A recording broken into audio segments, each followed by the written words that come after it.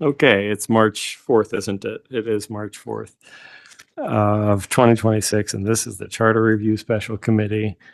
And I'm Ryan Dorsey, and I'm the chair. And we have Councilwoman Ramos with us on the WebEx. I want to make sure one more time we can hear you, Councilwoman.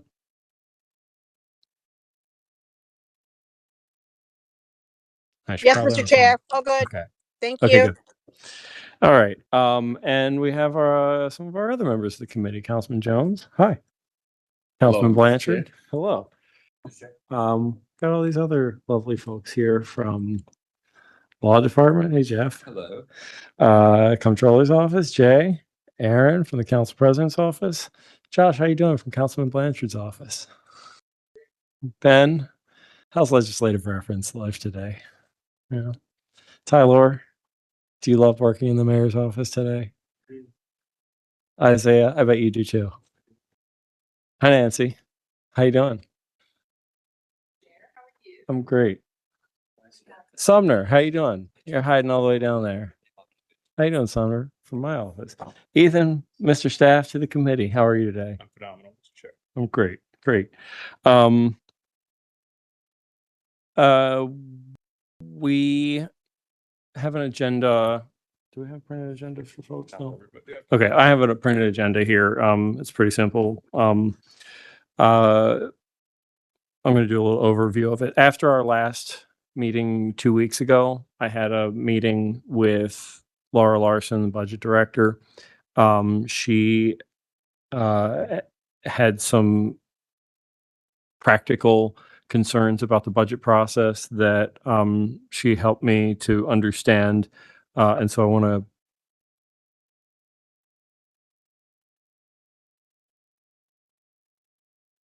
there is something playing Eric Satie in the room. For those who don't know, Gymnopédie. So I'll talk about that stuff a little bit because at the last meeting we asked DLR to start drafting some stuff, and this would be a couple of other changes to what we've asked to have drafted. And I'd like to try to have a conversation about kind of how we frame the work of this committee and as in the context of like a longer range, broader vision, because, you know, obviously we've been really focused on sort of sussing out, triaging, like what we want to expeditiously move along here to try to get on the 2026 ballot. But that is within the context of also knowing we've got the 2028 election and there's some things that are going to take longer to prepare, and that I think we have some like nebulous kind of ideas about what that looks like. But I think I'd like for us to start thinking about like what is the vision that comes out of this committee's work. So I want to talk about that a bit. I'll give my little 2 cents here real quick on the couple of community listening sessions that we already had. We've had 2 now. We had one last week at the Enoch Pratt Herring Run branch on Urban Avenue. And we had 15 to 20 people come out there, and it was I more or less led a group discussion about the concepts of the charter and the concepts of these proposals that we have been talking about and kind of landed on here. And I thought it went well. And it turns out I like Jay's Catering's meatballs. And we had the second one last night at Edmondson Westside High, and instead of one big kind of group discussion, it still was like 15 to 20 people in attendance, plus not including staff members in the council president's office and me and Councilman Ramos, Councilman Bullock, the council president. And last night we split the whole group into 2 breakout groups for like 20 minutes each. And one was focused on the Board of Estimates, BOE budget kind of stuff, and the other was focused on franchises and the minor privilege permits and the Biennial Audits Commission. And then they switched. So everybody got to do both of the breakout group things in just like a smaller discussion. And I led one, and Ethan and Councilman Bullock led the other one. I thought they were good. I'm looking forward to the other ones. We had a revised run of show yesterday, and I think we're going to continue to tweak how they go as we go to different neighborhoods in the city. The next one is next week, a week from today, Thursday, the 11th. Wednesday, the 11th. Wednesday, the 11th. At Mount Lebanon Baptist Church at 2812 Reisterstown Road. Ethan, we had a new topic come in via email. Yes, we had some. It's a bit more than the topic. It's a bit more of just a public comment. It's broken into roughly 2 parts. The first is to write in support of some of the changes that are already being considered by the committee. Those changes they write in support of are to provide the council with additional time with the budget, to remove the BOE's broad grant of fiscal authority, to permit the council to enact dedicated funds by ordinance, and to set conditions on agency appropriations. In addition, this comment offers a few other suggestions for the committee to consider. The first is to eliminate the mayor's line item veto in the budget. The second is to skip the BOE in the budget process entirely. Third is to remove the BOE from the supplemental appropriations process. The fourth is to add in a clear plan to rein in agency spending. And the fifth is to reform the procurement process to be more in line with other cities. The sixth is to create a council budget office and ensure adequate funding for that office. As always, the full details of those proposals and feedback will be available on the bill file. Okay, cool. Thank you. I've certainly been thinking about some of these things. I think they'll come up in the course of our conversation, particularly about taking the BOE out of process. But I think it's part of the context of this, like, what is our bigger vision here?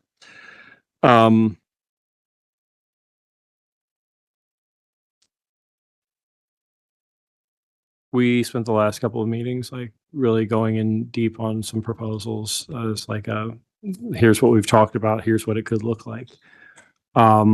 Before I get into these additional budget proposal things, anything either of you guys or Councilman Ramos online want to like throw on the table here, something that you've been thinking about that you want to make sure we talk about, discuss?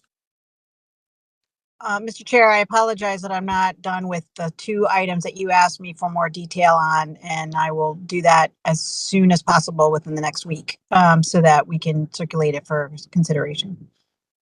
Great. One of those, obviously, is this conversation about separating the Capital with the capital from the operating budget, which is done in other places, separate ordinances. I have also made kind of in anticipation of that, I've asked the finance department for some perspective on how and when in a budget development process and budgetary assessment process, the decision is made, you know, when the finance department is proposing an operating budget that has some of our general funds in it, and the planning commission is proposing a capital budget that has some of our general funds in it. Who decides how much each of them gets at what point in a budget development process? So I've asked that of the Budget Bureau to see if they can give us any sort of insight from their perspective. That's a good question, because there is some general funds and funds that we get from other sources that are put into the capital that are also in the that they don't show up in the operating, but they are general funds. Yeah. Mm-hmm. And then the other proposal was the DLR separation, which actually dovetails into the, merging DLR council services, but it also dovetails into this idea of a budget office because I wanted to make sure that there was capacity for that budget analysis in my proposal. So I'm going to be including a little bit of that also. All right. Well, we await your kind of write up on these things. Yep. Thank you. Jones? No, I didn't have any new topics in particular. Just kind of diving in some of the other topics we talked about and just such as like Board of Estimates and like looking long term what the impact would be with that and what other decisions we may have to consider, just like how that even would impact Department of Finance and different things. So, and how that operates and how they operate as well. And whether or not there'd be other things we would want to consider. So that's about it. Cool. Thank you. Councilman Blanchard, anything on your mind? I'm sorry, I'm like being really quiet. I don't know if I'm being too quiet. Ben said I was bringing weird energy, or I agreed that somebody was bringing weird energy, and it was me. I'm sorry. I agree with Ben. Okay, good.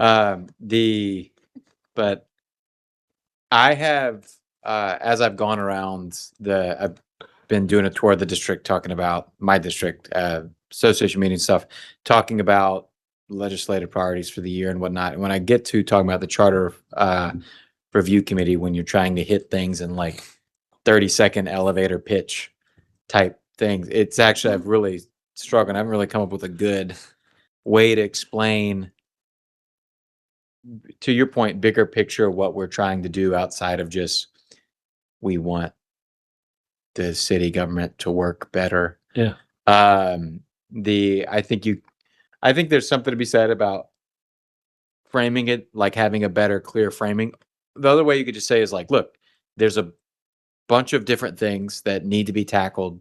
It doesn't necessarily have to, we're doing the blocking and tackling of being like legislators and identifying problems with how the charter works and getting that before voters for a vote. Yeah. And so how do you consider BOE reform and like getting rid of the fact that if you want outdoor seating, it's got to go before the Board of Estimates, right? Like the minor privilege stuff. Like there's not really a coherent through line on a lot of these things. Right. So maybe we don't need to say, hey, there's a lot of things in the charter that probably should be reformed, and we're working through the charter, which is dense, to try to make the city government run better. And we're also looking specifically at the budget process, as the budget process and the BOE is like things within that. So, yeah. I think that last night in the couple of meetings, I've tried to frame it as sort of, if there's like kind of three things that we're trying to do. It's one, we're trying to make it easier for people to interact with city government. Two, we're trying to make it easier for city government to improve itself. And three, we're trying to make it easier for the city to be responsible to new and emerging needs. And I think the things that we've got like on the table right now are three really good, fairly good indicators of that. It's like the minor privilege thing controls how people interact with the city for a very routine kind of thing. Like outdoor dining is a good example. The fact that we can't just add one agency to the Biennial Audits Commission and remove one from the Biennial Audits Commission list, is just indicative of us having these obstacles to just making the government work better. And then this, the ways in which we're able to respond to people's interests about holding agencies accountable is, I think, a good example of what we're doing with the budgetary stuff, like with conditional budget constraints and stuff like that. And then I think that that's a good way for us to frame like the big picture, longer range stuff that I think we want to talk about. So let me real quick talk about these couple of budget proposals. I sent around an email. I also sent something else today.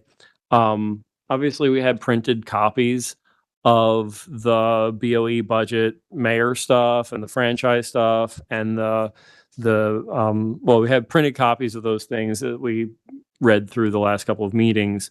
But there are 176 pages of Board of Estimates references, while like BOE, abolishing the BOE is not like something that we have chosen to or believe that we could do for the 2026 election.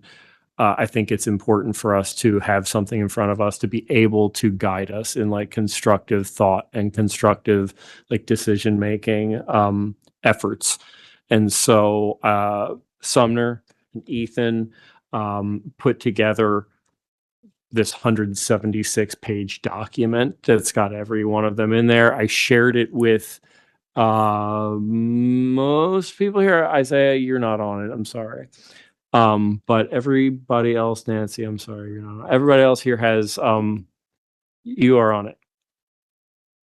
You have it. It's in I shared a document, it's a Word document. Everybody's got comment privileges in it so that you can go through and you can look at every one of those highlighted references to the Board of Estimates and go, what should this say if not the Board of Estimates? If the Board of Estimates doesn't exist, what do we want our government to be pointing to in this instance as the governing controlling entity, whether that's a city agency, whether that's the mayor's office, whether that's the city council, whomever, or does it need to be there at all?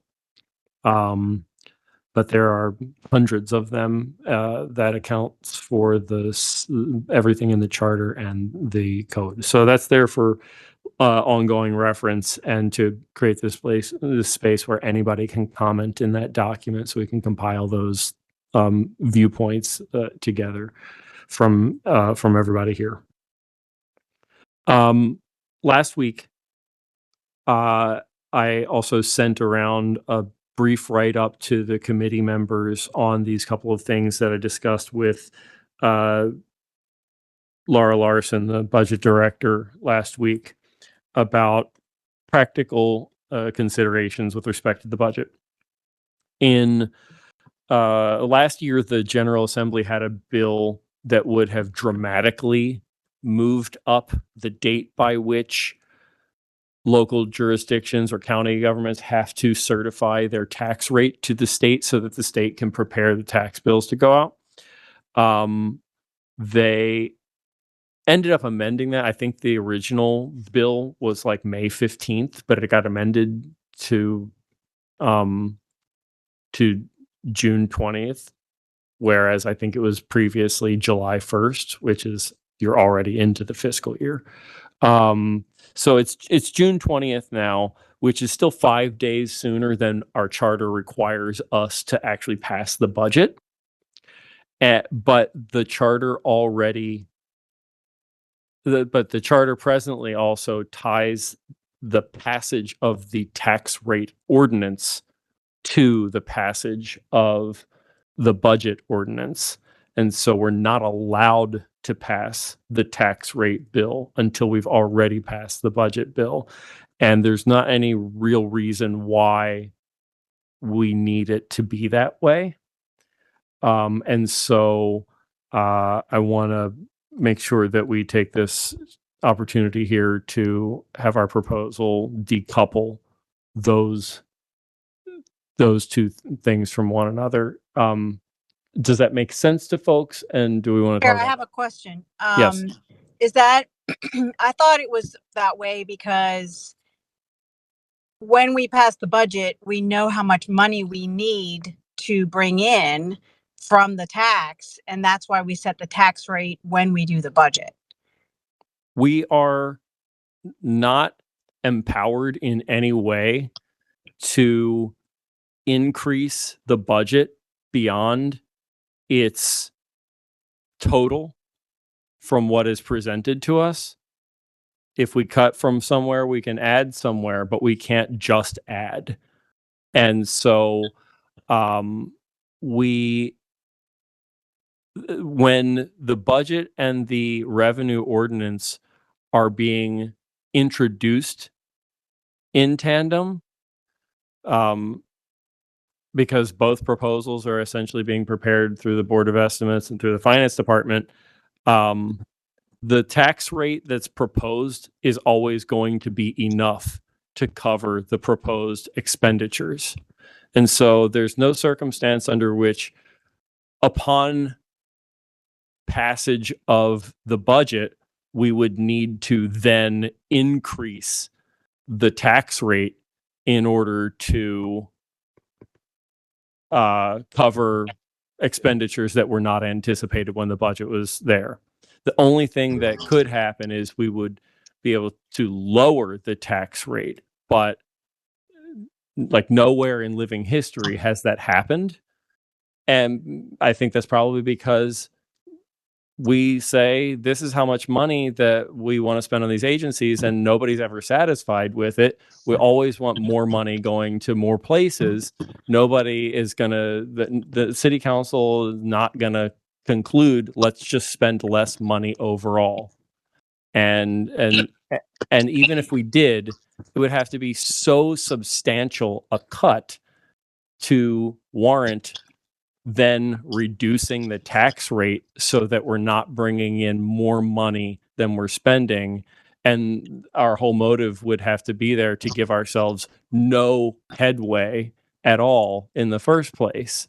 I think we're always going to opt to have a little bit of headway if we headroom there if we can.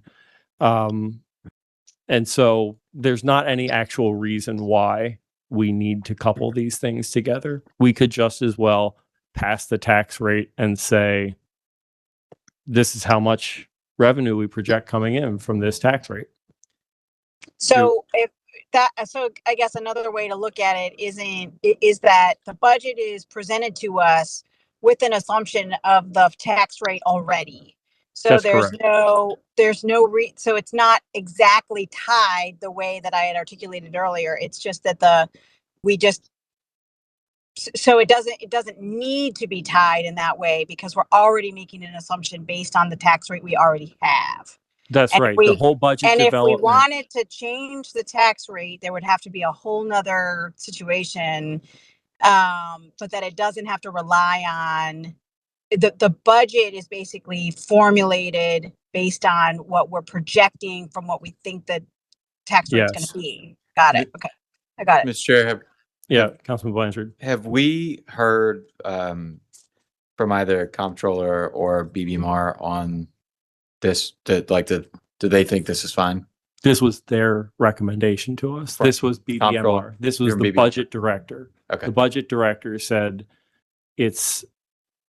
we have a problem with the state needing to get the tax rate certified by us sooner than we can practically do it. Gotcha. And she specifically said we never change the tax rate after we pass the ordinance of estimates. It just doesn't happen. And Jay, the comptroller's office doesn't have a concern about this either. No. Okay, cool. I doubt I could. We just need to discuss it internally. Already shared that with the chair. Okay. I mean, I put a lot of value in what Laura says.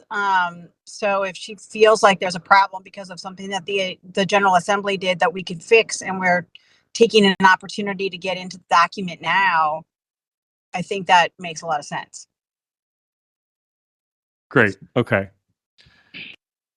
The other thing that Laura raised was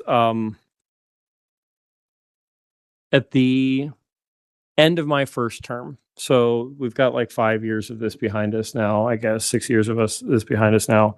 It was in my first few budgets, it was common for the budget to include in it sums of money that were intended to account for grants that we were uncertain if we were going to get. In some cases, they might have been long shots and things we had like just applied for. And the sum of those figures was somewhere in the ballpark of $200 million, which is a substantial amount of money overall in the budget. And it's essentially dishonest and unfair to represent that in the budget as being available in the grand scheme of things if we don't really have any real assurance that it's happening. And so when Mayor Scott was council president, he said, we can't have this. We're not, don't do this. And so we stopped having those things in the budget. But what this has meant is that any money from grants from the federal government, from state government, or elsewhere that we do end up getting that weren't accounted for in the budget cannot be received and cannot be spent until we've gone through the supplemental appropriation ordinance process.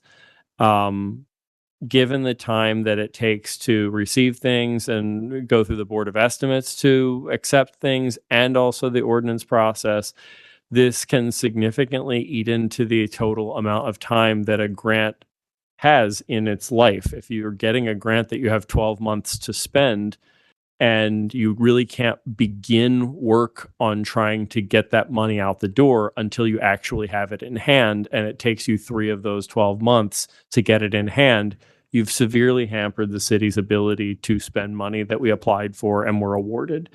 And so one way that we can address this to some degree is to allow, say, any grants that we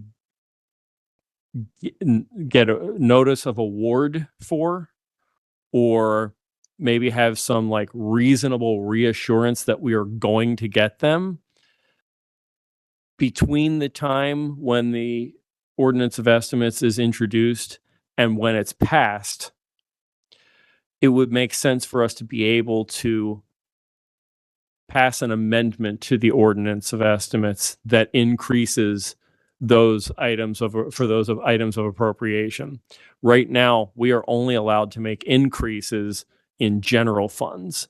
So if, say, the finance department were to say, we are confident based on these communications we've seen from the Department of Transportation that they are going to receive this $2 million federal grant, we would like you to amend the ordinance of estimates to add $2 million in federal funding to DOT in this service here, then there's no reason that we shouldn't be able to do that, because the alternative to that is for us to pass the budget and then to have a supplemental appropriation have to be introduced immediately after we just passed the budget. Nobody wants that.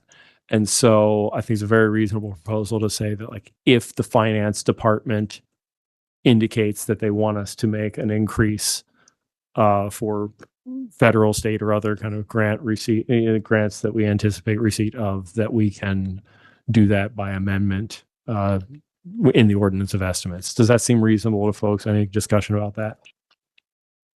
So I have a question. Is it an amendment to the ordinance of estimates, like while we're doing the ordinance of estimates? Yes.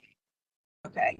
And then, so we would have to also amend not just the, like, part of the budget is the revenue side and the expenditure side. So it's the money that's coming in, but then we have to show it's spent, like it's going to be spent in a certain way. Yes. So that would be part of the proposal. You have to do both sides. Like, but what the thing is that if we increase, let's say, the revenues by 2 million, I'm just making that number up. But this Then is how every one of our amendments looks, right? If we were to amend the budget today, we would be saying there is revenue from these vacant positions in DOT to create these positions in Rec and Parks. And it would be a 1-to-1. Here's where money's coming from. Here's where money is going to. This is already what we do. This would just be allowing us to be able to do that with sources of funds that are not general funds, and where we otherwise cannot make increases without making cuts. This would allow us to be able to add to the budget those specific revenues for those specific purposes when requested by the finance department in the course of considering the budget. So Ben? then what happens when it's like off of budget cycle, right? So let's say the DOT gets a federal grant for a bridge, or that's the capital budget. What the health department gets a grant for something, and it comes in October. Yeah, So- we would still have to do supplementals to receive those funds, but we can substantially reduce the number of supplementals that are necessary potentially, if we take into account that, like, it takes the budget is already being put together by the beginning of the year, and then if it's being introduced as a proposed budget in April, there's a long time. That's 70 days, 2.5 months between its introduction and when we're likely to pass the budget. Like, plenty of grant notice could come our way in that time. And if we can account for at least those, then we're reducing the overall number of supplementals. Ben? So what about Hold on, Councilman Ramos, we're going to Ben Guthorn for a minute. sorry. I guess taking a step back, I'm curious if you and Laura discussed the overall purpose or the reason why we accept grants in this fashion. Second part, what is the background process that supports the acceptance? What does a grant have to go through before we say, yes, we received this? And what are we checking for? Because this amendment process corrects for a requirement in the charter that may or may not need to be there for this particular type of money. And so I think that before we get into the mental gymnastics and kind of edge cases of when and what grant monies come in and how do we do that during the ordinance of estimates process to alleviate this time crunch upon receipt, I think it may be a better exercise to discuss what are we checking for before we accept this money? That's a reasonable question. I mean, and I like, have we created a system that makes us do things that we don't necessarily need to be doing? I actually, one of the provisions that I noticed specifically in Article 2 of the Charter, because I was looking earlier at the things that we would need state action to change, is specifically saying that, like, we can receive grants and enter into contracts with the federal government upon the approval of the Board of Estimates. But just generally, that's a good question. I wonder if anybody knows why we think it's a good idea to do. I think there's a transparency reason for it having to go through the regular appropriation process that either happens through the ordinance of estimates or happens through the supplemental process.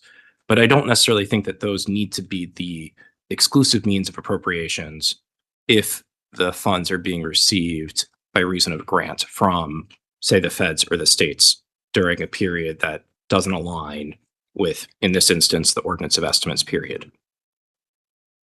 I just think this is a unique time where we are reevaluating our processes, and there's no reason to shoehorn this into what already exists,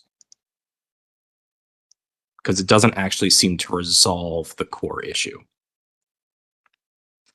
Good point. Thank you.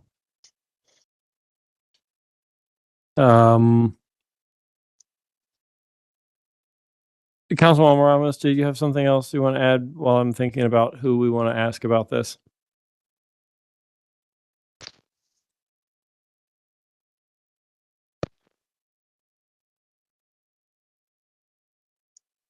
No. Oh, we lost her. Okay. No, she's not there anymore. Oh, she is. Okay, there she is. Oh. Okay, you're a panelist again. Thank you, Mr. Chair. I'm sorry about that. I was in the dead spot on 97. Oh, I did have a question about similar to Ben's, like why would we add a new process when maybe we just need to cut out the need for either the council, which I don't agree with, or the BOE to actually have to accept the grants. Like maybe it's just through a supplemental as opposed to the BOE, because that's like 2 steps.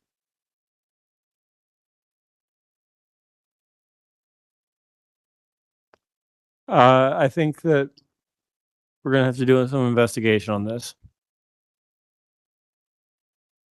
I'm very interested in trying to alleviate this sort of needless hurdle. But I think there was pretty widespread agreement that the system that we had before of accounting for hundreds of millions of dollars in the budget that we weren't sure if we were ever going to get was not a smart or reasonable best practice based way of budgeting.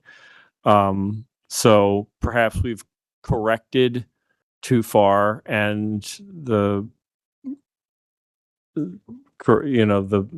shift here isn't necessarily to create a more layered system, but a less layered system, perhaps. Okay,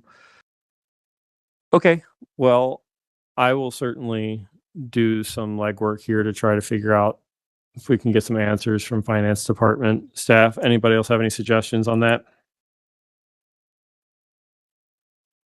Okay.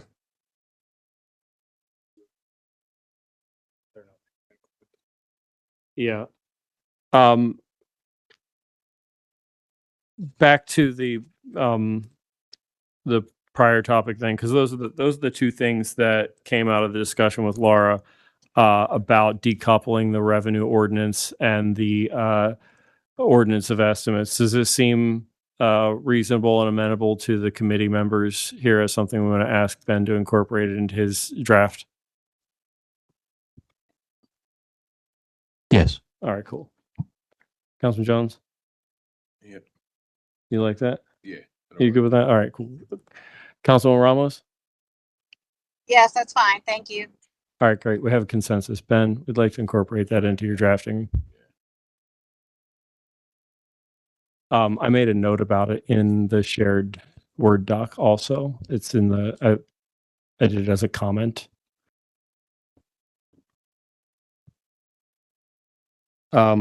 Great. And quick question. For what comes out of this, because this is actually a committee. When the research questions that needs to come to us as a committee request and like the normal committee process. I'm not sure I've actually ever seen, like, I think it's one thing to have a conversation, but we need to make sure that like the administration needs to be formally responding to these, like the information requests on BBMR and whatever other agency you all have a question for. So they need to come, some of the other committees, to us as a committee request, and then we route them to the respective agencies.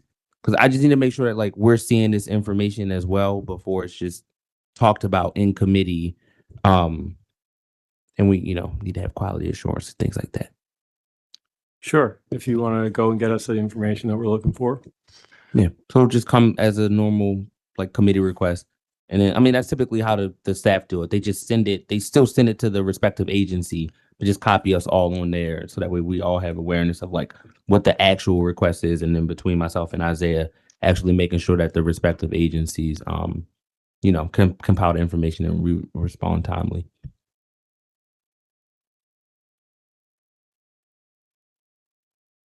Okay.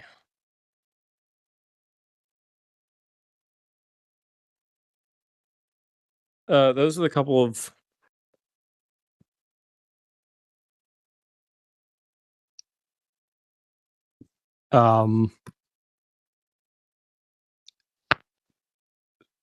Those are the couple of things pertaining to the budget in last week's discussion. I think, do we want to talk a little bit about kind of long-term vision here? I don't know how to like dive into that exactly. But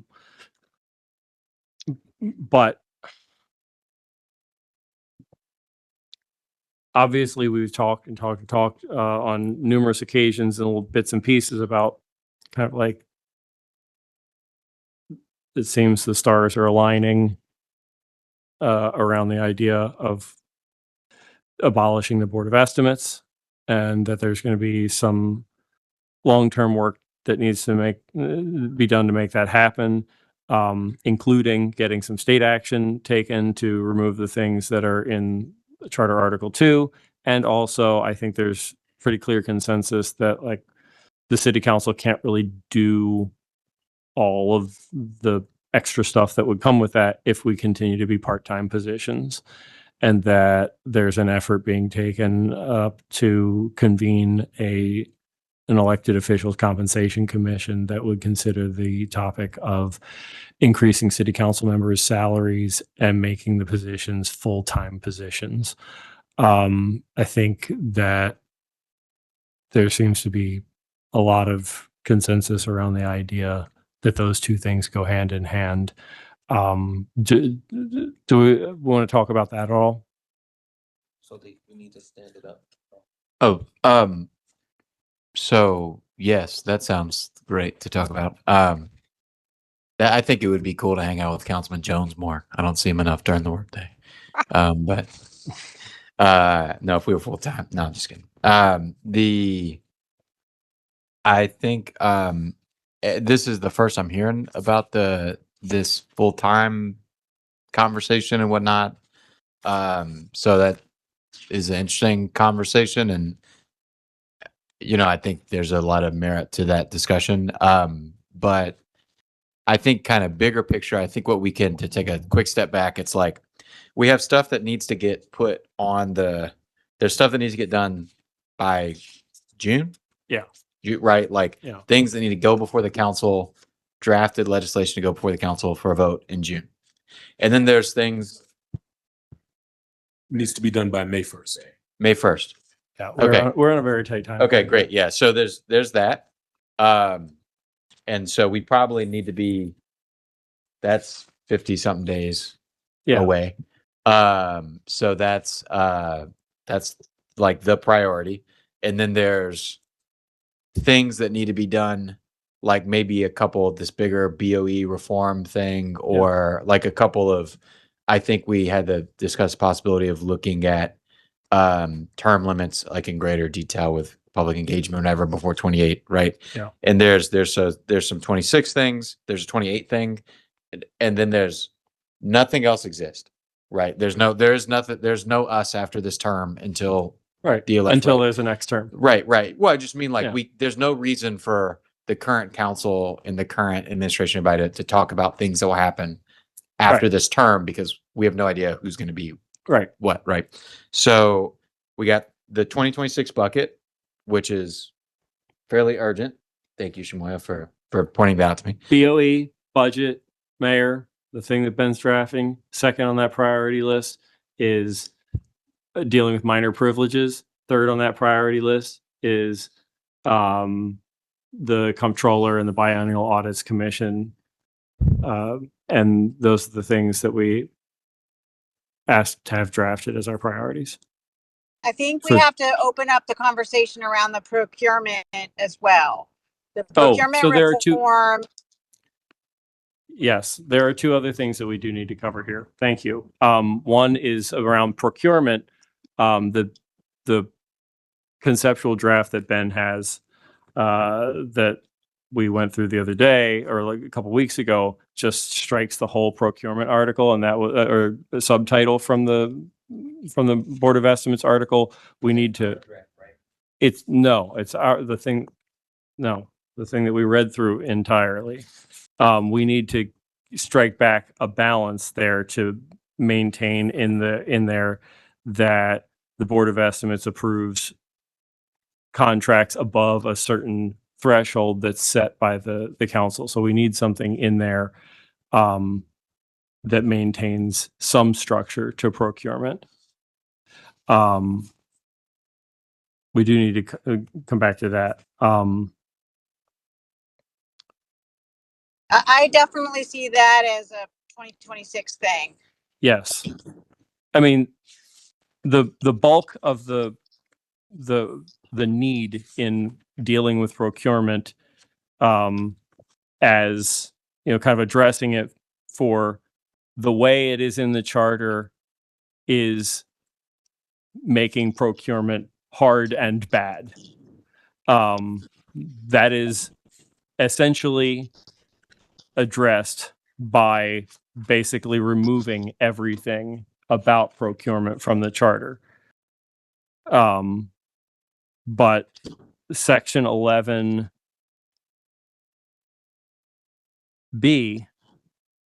says, by ordinance passed by 2/3 of the city council member, the mayor and the city council shall set the dollar thresholds for contracts that must be formally advertised and contracts that must be approved by the Board of Estimates.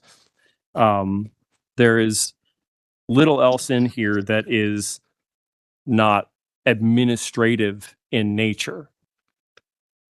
It's just the work of carrying that out, except for the constraint, the bad constraint, saying that we can only award to the lowest bidder. And so that's, again, this is one of the things that is just getting in our way as a city.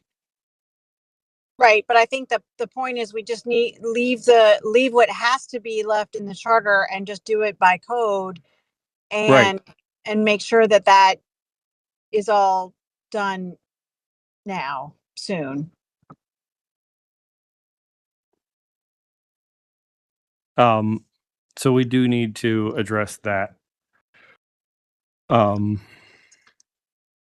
When you say address it, what do you mean? We by need address? to tell Ben what we want to have Gotcha. included in his draft.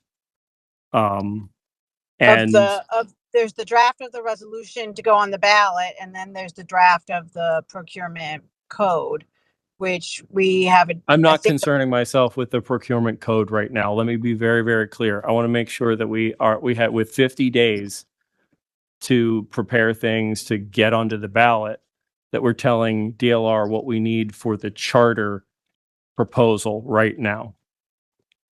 That's what I mean. So would that consist more of just eliminating the unnecessary things and then, you know, not necessarily adding anything to be included into the charter, but more so removing things, which then allows us to later on add in the code what needs to be there? Well, I think the code needs to be passed sometime this year if we're going to do a charter amendment.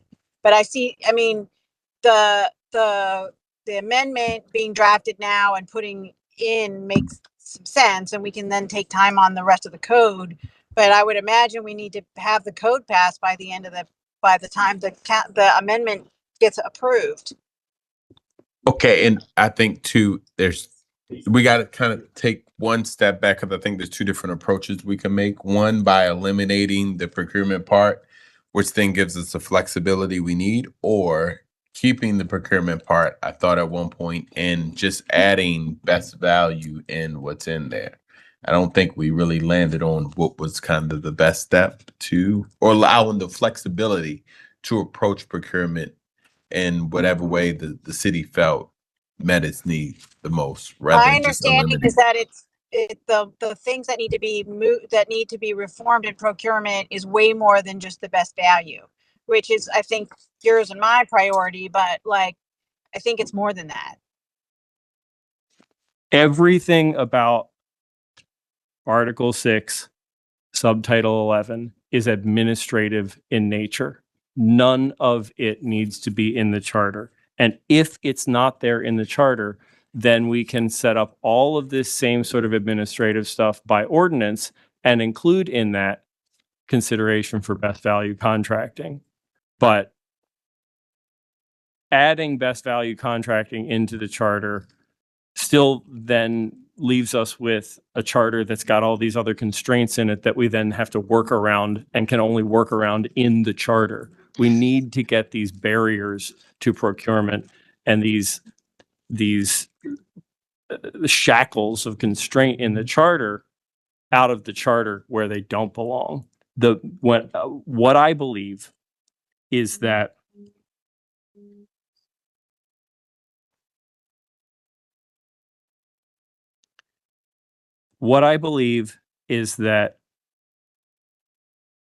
Article 6, Section 11B is the only thing from the procurement subtitle that needs to be retained about procurement.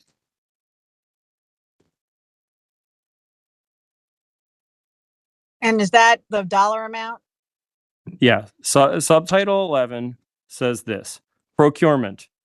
Board of Estimates responsible. The Board of Estimates shall be responsible for awarding contracts and supervising all purchasing by the city as provided in this section and elsewhere in the charter. That is already accounted for in an earlier provision in the proposal that we have. And so beyond that, the only thing that this subtitle says that is not purely administrative in nature is authority of city council. By ordinance passed by 2/3 of the city council members, the mayor and city council shall set the dollar thresholds for contracts that must be formally advertised and contracts that must be approved by the Board of Estimates. And just to add to that, Mr. Chair, this is I think Aaron might have been a reason why we didn't move it. No, I'm just kidding. But we worked on this the previous term. I forget why I didn't move, but the idea was that we would take, I think it was Aaron, but we would take everything out of the charter and we would handle the rest in the code or regulations. That is what is the best practice for procurement. And then we did have a draft of a council bill that set the threshold for what needed to go to BOE. And we have that. It was set at 250,000. I had like a conversation with Councilman Blanchard to revisit that amount because he had a good point that probably is a little low. I do agree that point is probably too low, but specifically, I think the city should be looking at what other cities are setting this amount at. Yeah. Right? And that's, yeah. So that But I feels think- like we look at what other people are doing and make the decision somehow based off of that factors into the decision. Yeah, But it one of the doesn't- issues that we have right The now amount is doesn't, but the amount doesn't go in the charter. We would have to do that by Right. ordinance is Yeah, what the charter definitely. says. right. Yeah. And we Right. don't care what Aaron thinks. Right. And Councilwoman, I was just saying that to your point that we thought about that. So when we worked with DLR last term to draft that charter amendment, we also worked to have the subsequent ordinance drafted as well, Yeah. so that they could be introduced at the same time. Yeah, you sent it to me. I think we just need to have the conversation about how we move forward on the code part. But I think there's consensus in the room to go ahead with the charter amendment. So I think one of the hiccups and the hurdles was that we realized that the charter needed to be adjusted. Was that one of the reasons why, in order to move forward with that piece of legislation? What, the bill from last term? It just, No, I think it was never just passed Aaron. out of the city council. Yeah, no, I'm just messing with Aaron. No, it was like a conversation between the council president and administration. I think we just decided not to move forward at that time. Gotcha. All right. So I guess moving forward to the chair's question is then what does it need to look like? What needs to get drafted in order to make sure this end up? I mean, on I the ballot? have the administration's proposal from last term here. Yes. It It doesn't strikes exactly, it does exactly what I just said. I mean, it keeps it has a line in here: municipal agencies shall submit all purchases involving an expenditure greater than the amount set under subsection B of this section to the Board of Estimates for its approval. Purchases approved by the board shall be binding upon the city. This is just a more detailed way of specifying that purchases above a certain amount go to the Board of Estimates and purchases below don't have to. And when you mentioned the clause of allowing best value, would that still be necessary to put in there, or can we? It would put be that something into that the we would quote flesh somewhere out in the code. Quote, that's what I Yeah. thought. Okay. This is setting a very minimal standard here, right? Like if the proposal that we have here that Ben's working from would basically say there is a Board of Estimates. It has powers and duties. Among its powers and duties are executing contracts and introducing the ordinance of estimates to the council. And then the only other thing it would need to say is with respect to executing contracts for the city, they have to, it's only ones above this certain threshold set by ordinance that they have to do. Everything else about it, how bids go out, how bids are received, how bids are opened, how, like on what basis we can select a bidder, all of that can be stuff that's specified in ordinance. It doesn't need to be in the charter. Does this make sense that we want to make sure that Ben's draft just retains the provision about setting a threshold by council members by a 2/3 majority vote? Sounds good to me. Makes sense. The only question I had, Mr. Chair, is we usually pass, so it sounds like the threshold amount would be a separate piece of legislation from an ordinance about the agency, the act of procurement, because we don't usually have a 2/3 majority that's needed for a piece of legislation.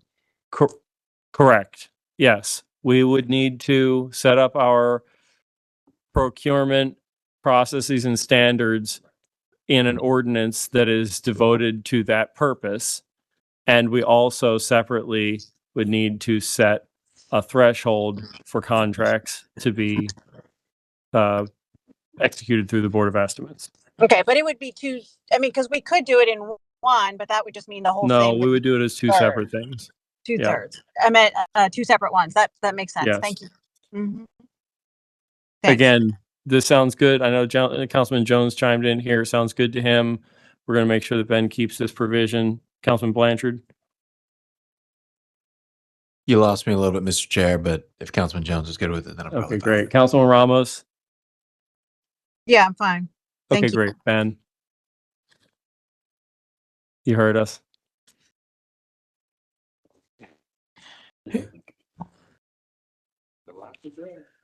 What I took away from the conversation was that section 11 of Article 6 is to be struck, save subsection B, which is authority of city council. Yes, sir.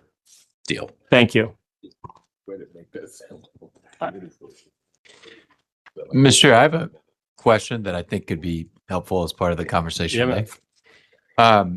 Not that we like those kind of questions, but Do we have a planned hearing of when DLR will have the list of drafted amendments that we will be able as a committee to look at and take some stance on before it has to go before the council? we don't have a date yet. Just kind of working backwards, I think that would be helpful.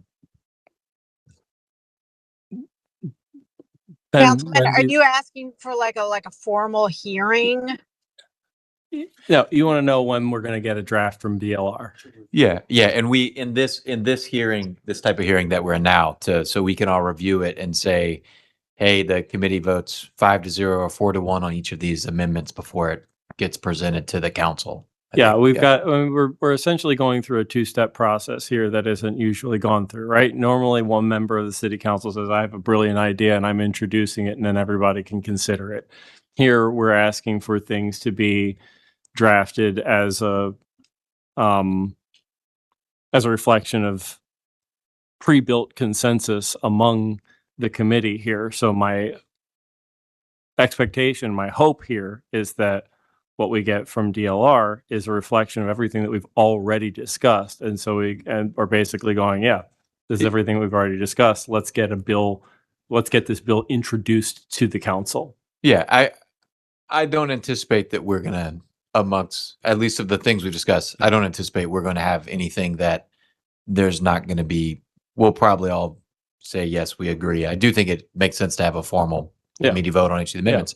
I mean this more in just a sense of like timing wise. When is that going to be?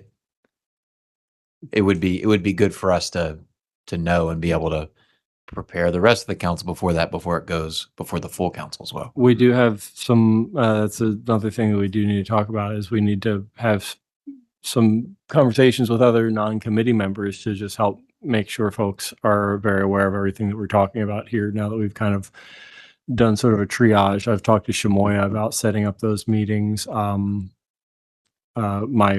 initial thought was that the vice chair and I would try to have as many of those meetings as we can. Yeah. Okay, great. So the council, the vice chair Bullock and I are going to try to initiate some of those one-on-one meetings with other folks so that we're not coming in cold with everybody, right? We want to make sure everybody's generally aware of the things that we've discussed here. Also, relevant to this is we did not make a decision last time, and I think that we need to make a decision, and I know where my inclination is as to if Ben's drafting 3 different things. One on Board of Estimates, budget, and mayor stuff. One on franchises and minor privilege, removing that minor privilege extra stuff from the franchise article, and one on removing the biennial audits commission from the comptroller's office. And when we think about this committee as something that's trying to like take in a lot of ideas and shape that into like, how do we build a government of the future for us? How do we build our better future government? That's essentially a visionary act, and we're doing the blocking and tackling of acting on a sort of vision. We're acting on, like, right now, a smaller scale of that vision that is basically the stuff that we know is really achievable right now, and around which there has been like a lot of discussion already in the public over years and within government for years, especially with these like procurement things, for example, and the minor privilege stuff. But in keeping with it as like sort of a visionary thing, I don't think it makes sense to me to parse it out into multiple things as if they're independent and separate from one another. I think that we ought to be presenting one thing that is the product of this committee's deliberation and consideration, that we ought to be putting forth one charter amendment proposal that has all of the things that we've talked about here. That feels like an important thing to discuss amongst that feels like an important discussion amongst the committee once we can look at each of the, and I don't have any inherent opposition to it, but once we can look and say, okay, here's roughly the 8 different things we're looking at or whatever, how that gets packaged together, whether it's one amendment or multiple for whatever reason, I think is actually a really important piece of the discussion here. Can we talk about it conceptually? Yeah, Councilman Ramos. I actually think we need to separate into maybe chunks, maybe not everything, but in chunks, because otherwise it's not transparent. It's confusing to the voter. I can just imagine what the ballot is going to look like, and not,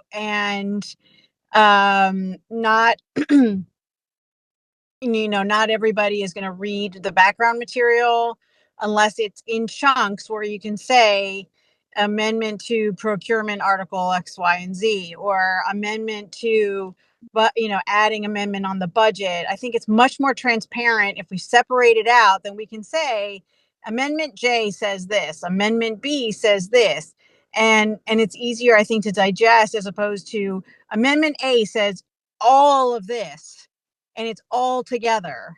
And I think that's going to it's not transparent and it's going to be confusing. So I'd rather do it in pieces. How many we can discuss, but I wouldn't want to do just one long amendment. Mr. Chair, I think that while I agree with the point of like transparency, I think we've covered so much stuff and there's already like way too many things that voters vote on in a regular midterm election anyway. Like, okay, we've gotten past the orphans court judges and now we're here or whatever, right? And you have your 20 different things that are being voted on ballot measure wise. So I think there's probably I don't think it's one, and I also don't think it's 10. It's probably just like rough estimate. We don't want to overwhelm voters. And I think it's probably like, maybe it's something like, here's the things that are really just kind of good governance. It's like 2506. These are like sort of technical things that people really shouldn't be stressed about. And then here are some things that have some more like space for political disagreement. Yeah, things that like voters should be may really disagree with in their voting on. So that might be one way to think about it. The thing I'm most concerned with, I would say, there might be more than one thing, but is that the reason I grouped together the BOE budget mayor stuff is because they're essentially intrinsically related to one another. It would seem to be ripe with opportunity for us to have a bizarre outcome if we were separating any of those elements from one another, if one were to pass and another were not. And they are generally everything in that bucket there around changing the timing of the budget, changing the degree to which the council can place constraints on budget appropriations, the timing of the veto and the veto override specifically with respect to the budget. And then because it would seem bizarre to me to have one charter amendment that specifically touches on the timing of the veto and the veto override that's specific to the budget, and having a separate one that is specific to the timing of the budget, the veto and override in general, that would be totally nonsensical to me to separate those two things. So all of these things are like really so tied together that I cannot imagine separating those things in a way that wouldn't do more harm than good. But I'm suggesting looking at topics like you are, but I don't want just one. Okay, right? but here's what I'm saying. Let me finish. Is that when we have all of that tied together as one thing, and it would seem unreasonable to parse that into multiple things, then we only have two other things here that we are preparing to do. And that is strike the biennial audit stuff from the comptroller's office and strike the minor privileges junk from the franchises article. And is it at that point like a meaningful ballot question that there would be any sort of like ballot campaign around that's specifically about minor privileges? Because I think that I find I find it much more practical to be able to talk about all of this as like one unified effort, not things that are completely independent in their like conception. Except that we still have procurement, where I don't know where that falls. And it's in the Board of Estimates budget BOE article. And then we had this whole discussion about the agencies and taking stuff out of the agencies. We had that whole document that we went through. We took a vote on what we wanted to prioritize, and taking that stuff out of the agencies did not rise to the top of the things that we could ask to prioritize within DLR's capacity to draft things. So that's not on the table at this point. I mean, I think procurement is such a big deal to like celebrate that we're actually doing something about it after so many years is worth having it separated. It is part of the BOE article. It's part of that BOE budget veto proposal. It's part of the whole thing that has a bunch of stuff that can't really be separated. Why? Let me put it this way. But then also we're creating a new article, which is the budget. So like, you know, I think that it's worth taking a look at before we make a decision. But I mean, because I understand your point, but I don't think it's like we make a decision now without taking a look at it. And also, I'm in the garage, by the way. I'm going to come up in just a second. We do have a very reasonable approximation of this that you do have to look at right now, and that we did read through in its entirety at our last meeting. Mr. Chair, I'm sure I'm the least homework completed member of the committee Yeah. here. But I maybe, yeah, me and Councilman Jones maybe. But I don't think that I can follow this, like the conversation of all the different components of all the different things we've worked on and how they may or may not need to pass at the same time. Yeah.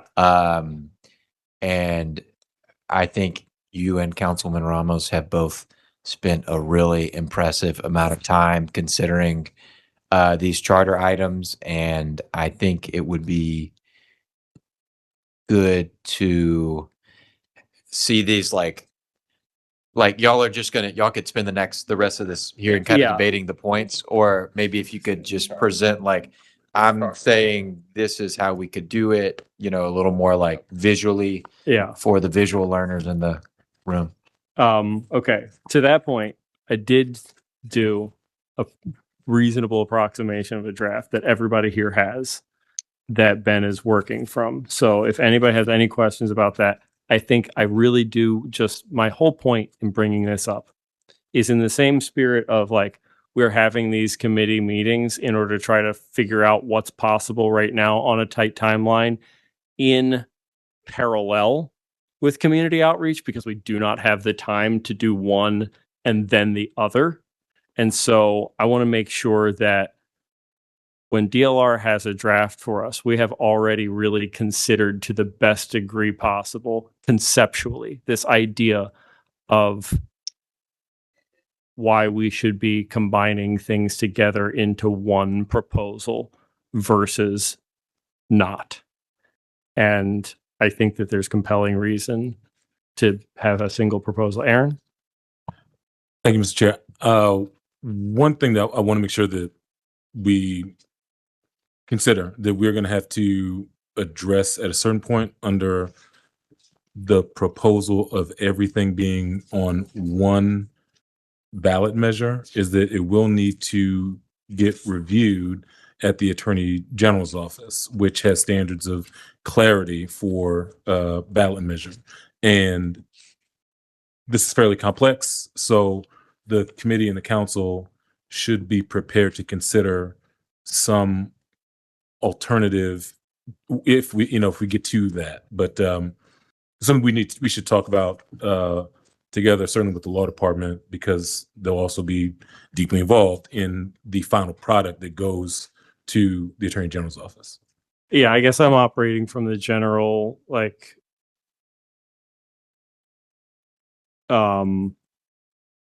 broad kind of counsel that we've received on this so far, which is that the single subject rule that applies with an ordinance doesn't really apply with a charter, that a county can introduce and rewrite its entire charter. We could strike and replace our entire charter all in a single act if that's what we chose to do, and that would be exponentially more complex than the select number of things that we're talking about here. And so it goes to say that the select number of things that we're doing here would be also acceptable.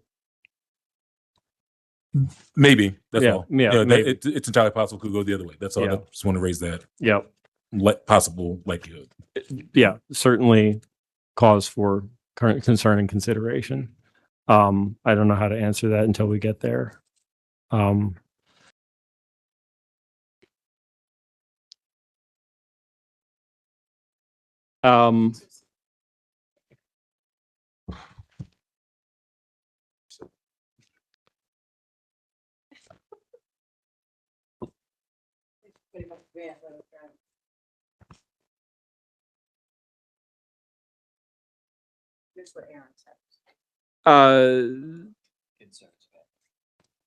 The Attorney General may have opinions about clarity. Yes.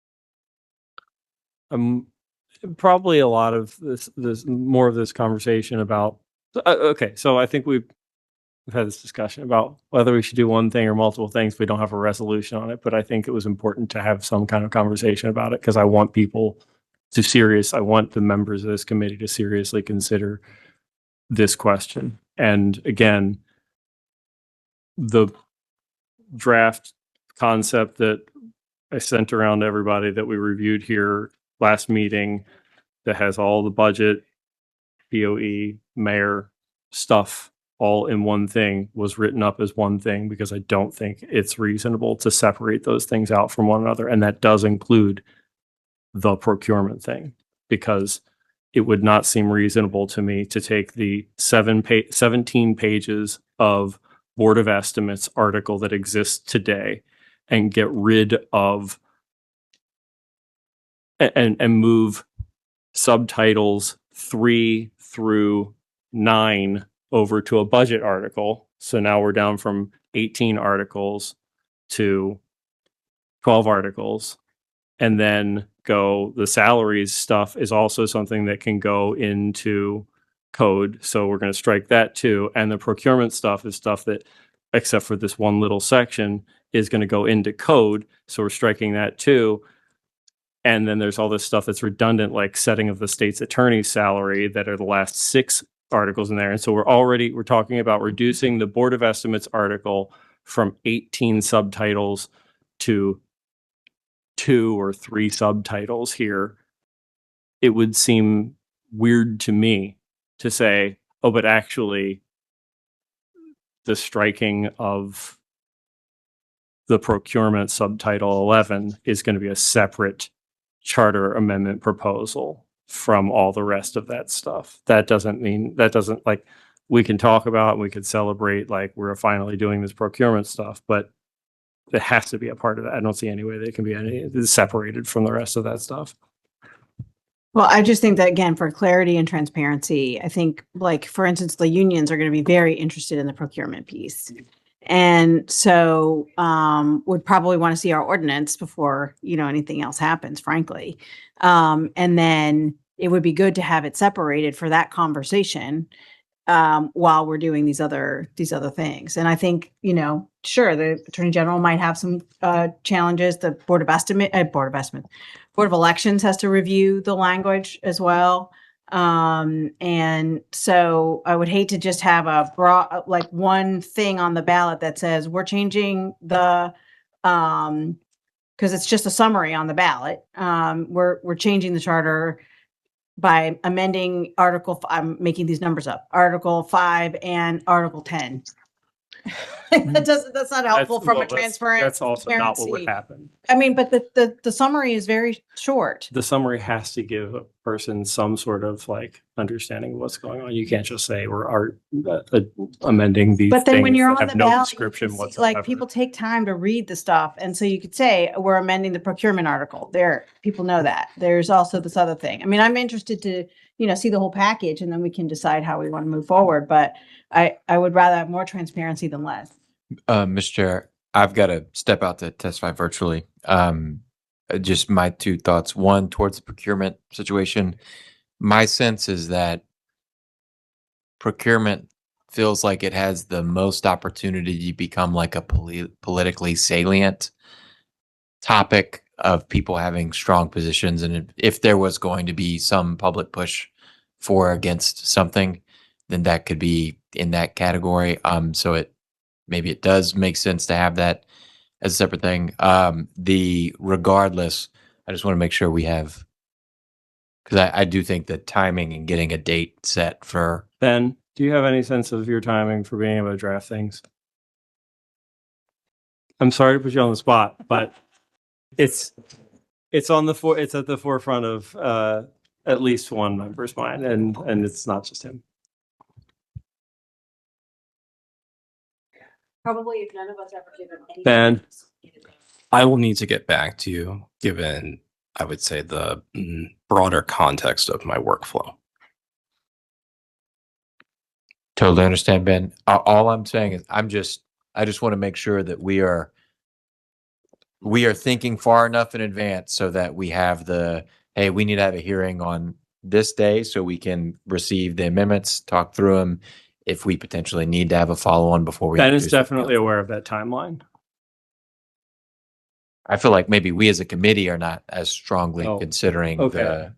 how tight of a time situation we're in. Aaron has that timeline for things. We discussed this at the beginning of the Well, committee's just the meeting. timeline that the committee and the council should be aware of is really just singular date that the council should get through.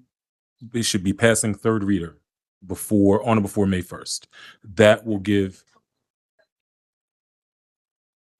Yes, ma'am. Because once you get into May, we're into the budget hearings, budget timeline, and June is very much the same thing. And it needs to go to the Attorney General's office. I believe it's July 19. I don't have that specific date right in front of me, but in the months of May and June, in my experience and observation, the council has a very singular focus. And I don't think that it would behoove the effort to push into that time frame. Is that This would be introduced by. This was the importance of us taking a vote at our last meeting about what we need Ben to prioritize to get drafting, because there is obviously a time and capacity constraint. This is why we already made a decision about what we want to have put in front of us as stuff that we have reasonable consensus around.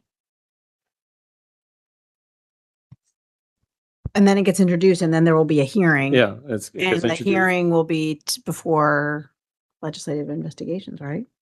Yeah, Or it wouldn't be, or before us. before us. Oh, it would be before us. Okay, so that's when we would have those formal. Yeah, we gotta get introduced. Presumably, charter amendments are assigned to the Charter Review Committee, and then we take it to the full council. And the hope here is that the five of us are of one accord about what we're putting to the council, and that we're all helping to secure the requisite votes to get this done and to help educate and inform everybody about this process and the purpose of all this. But that, this is the point of all of this conversation. That's why spent many, many hours putting together these proposals that we read through in the last meeting that you all have, because I wanted you to have some reasonable approximation that you can see and look at in the way that I believe it makes the most sense to do it. So you would be introducing, so you would introduce these amendments presumably at the council meeting, the last council meeting in March, and then call for a hearing. No, I'm trying to talk through a timeline. That- Yeah, no, you're right. Yeah. Yeah, we have a hearing. We have a hearing of this committee. We have this committee meeting in April. And hopefully we can have these bills introduced in time to be able to hear them at that second week in April. So that meeting is when this committee will hear the bills, and then it'll go to second reader and then third reader. Yeah. Okay. And so as we're at the same time as we're doing this public outreach here, these public outreach meetings that we've done 2 of already, we've got 3 more coming. The vice chair and I are trying to set up meetings with other members, so that we have a general understanding among council members of what we're talking about here before we even introduce it. Awesome. Yeah. Okay. Thank you.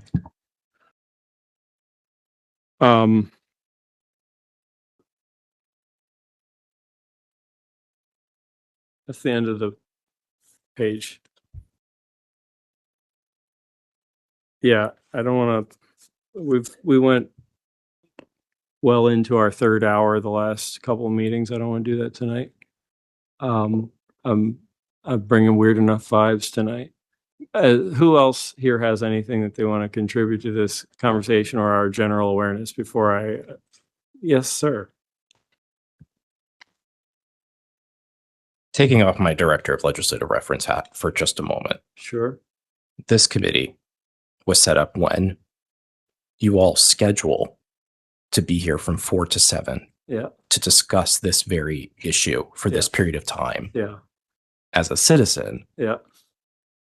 stay in your seat and do some work. Do you want me to draft the bills? No, you said that we're going to have a conversation about the Yeah. long-term schedule. Like being released early from school doesn't help anybody besides like that day. I'll take that. Thank you. I appreciate the reprimand. I will. I mean, you all do what you want. I'm just, I work here. You didn't. You took the hat off, so you no longer. Not at that moment. Not at that moment. Look. All right. Look, we need to talk about If I could say one thing, Sure. what I was going to bring about, what we could work on just shortly. It's on. Yeah, is that one thing I think we don't have general consensus on is the layout of like the categories and what they're going to be and what that kind of looks like.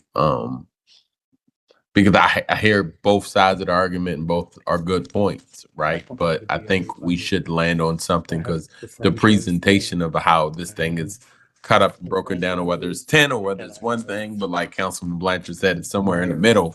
Just figuring out what that's going to be and having a general consensus around that would be helpful as we move forward.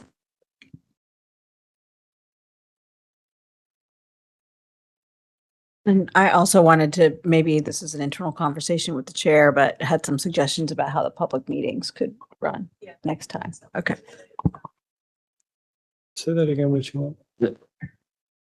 Just the breakup of the categories. I kind of like, and just having a general idea of what the categories are. I know the concept of it, but if we can lay them out, what Can we they get this actually on the might screen? be. Is that possible? It's going to take a second, but I mean, then we can be here a little longer. We can Yeah. satisfy other people's requests, All right. but also be productive. we are going to get we're going to get the thing that we read through last week. I see a couple of other people have the printed copy in front of them. I don't have my printed copy. I don't know what I did with it. You do? Okay. So use those topics. Yeah, this is why we have this, and that it is there. And then if you combine this with that, here's the franchises article. Yep. There's that's the whole proposal for franchises article, which is delete sections Yep. 4 through 7 and make this small amendment to section 8 and delete section 9. And then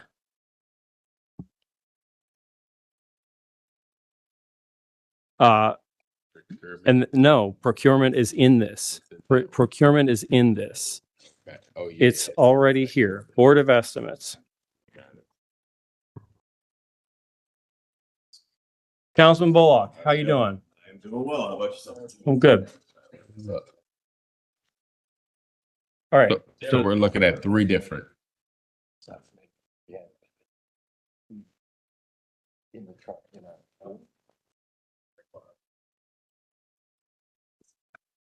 Article 6. Article 6.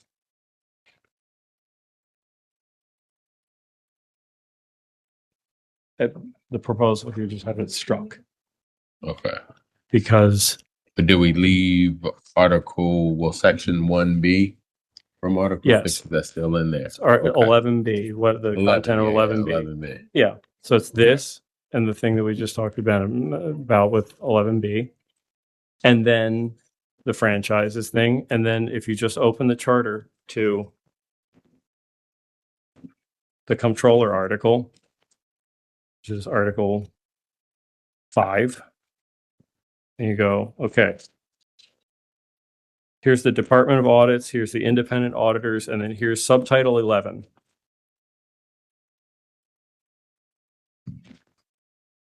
Biennial audits of principal agencies. All of this is stuff that doesn't need to be in the charter. And so it's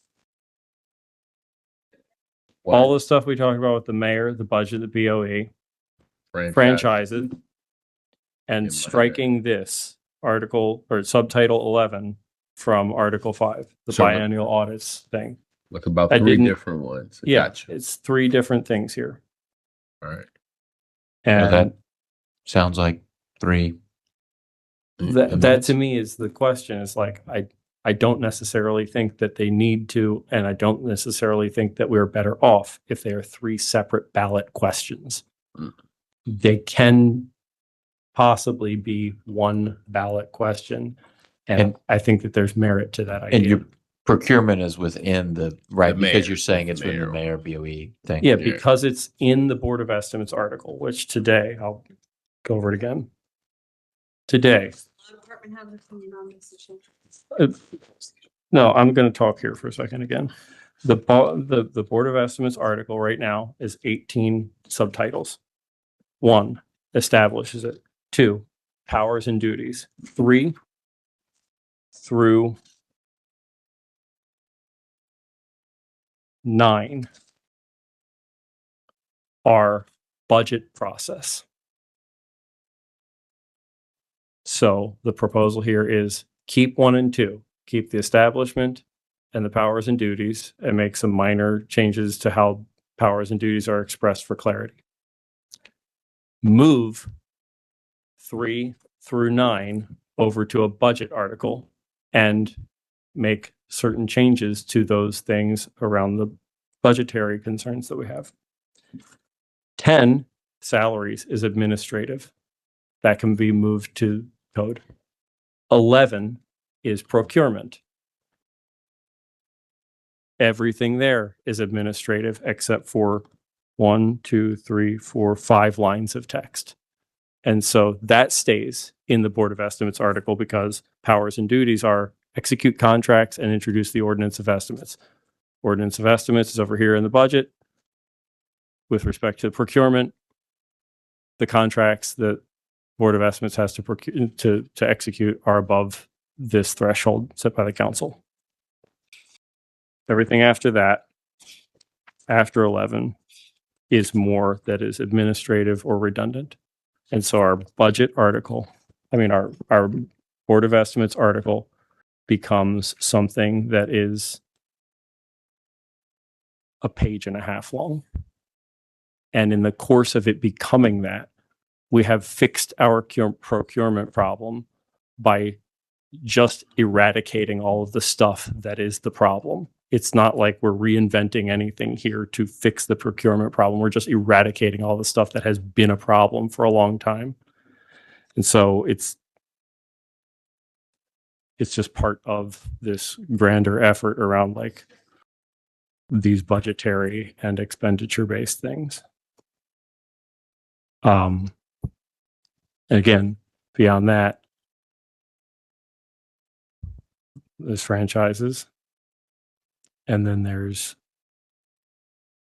the biennial audit stuff, which is just striking stuff. Again, that similarly is just like, it doesn't need to be in the charter, and it's created this barrier to improvement because it's in the charter.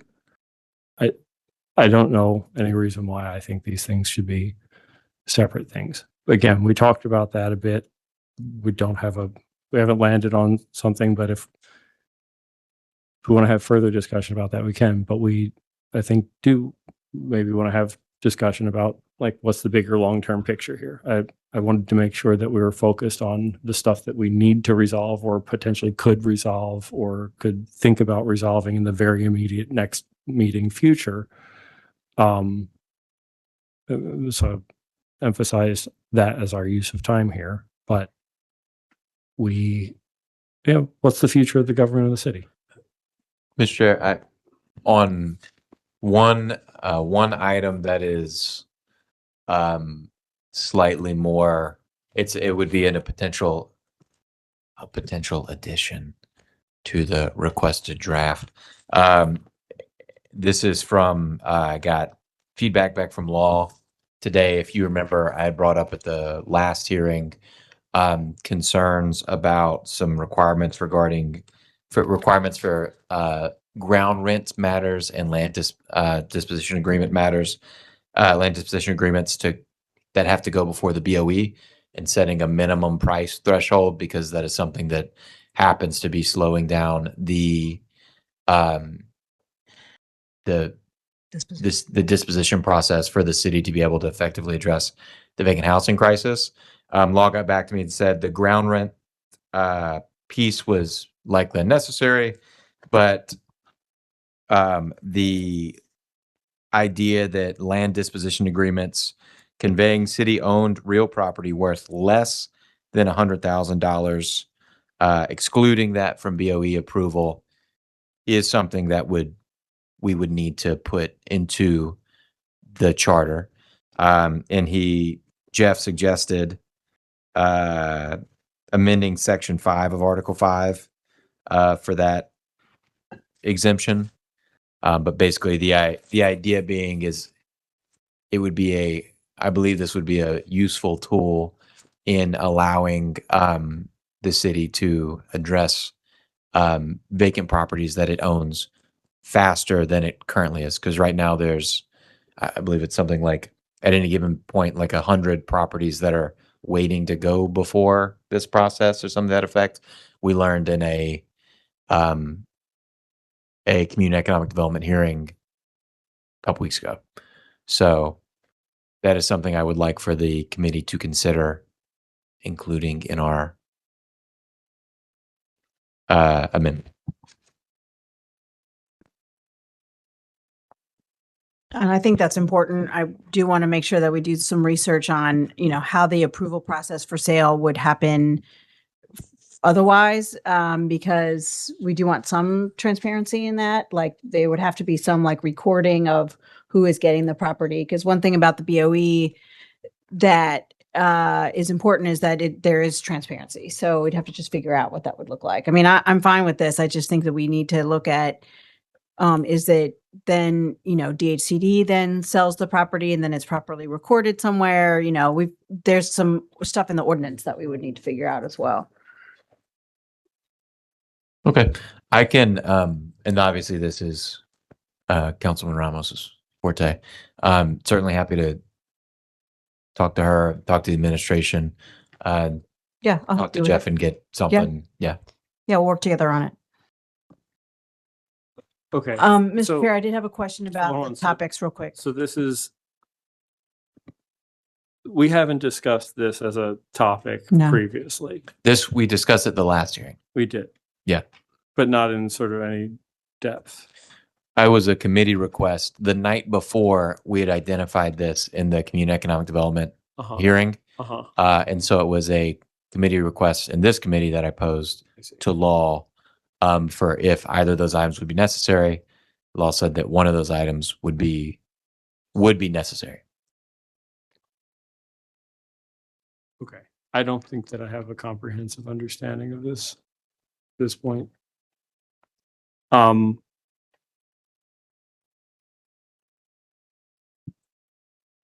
We can walk you through the timeline of how long it takes to get from the time where we acquire it through INREM to the time that it gets to somebody's hands.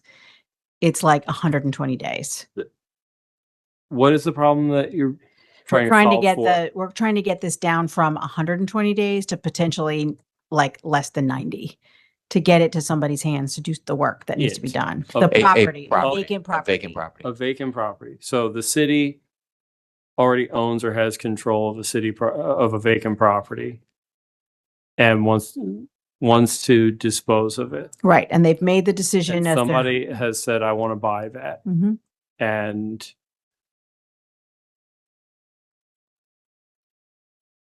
Everything has to go through the BOE. So Okay. there's certain threshold where we have to approve to sell the property, Yeah. right? That is not those properties. Those are like the big things. So the BOE, for instance, anything that's going to be sold through DHCD, that's not a big building, goes to BOE for approval for the land disposition agreement and the sale. And so that's the same thing as anything that's built. This, There was We some just- discussion about it at the last meeting briefly, and a request was made for more information. Law just provided more information on it.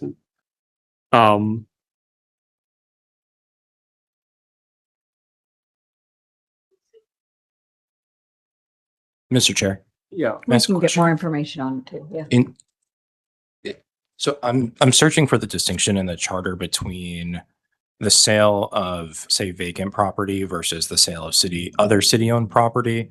Can you point to that as to one requiring BOE approval and one being able to be executed, or one requiring council ordinance and one not?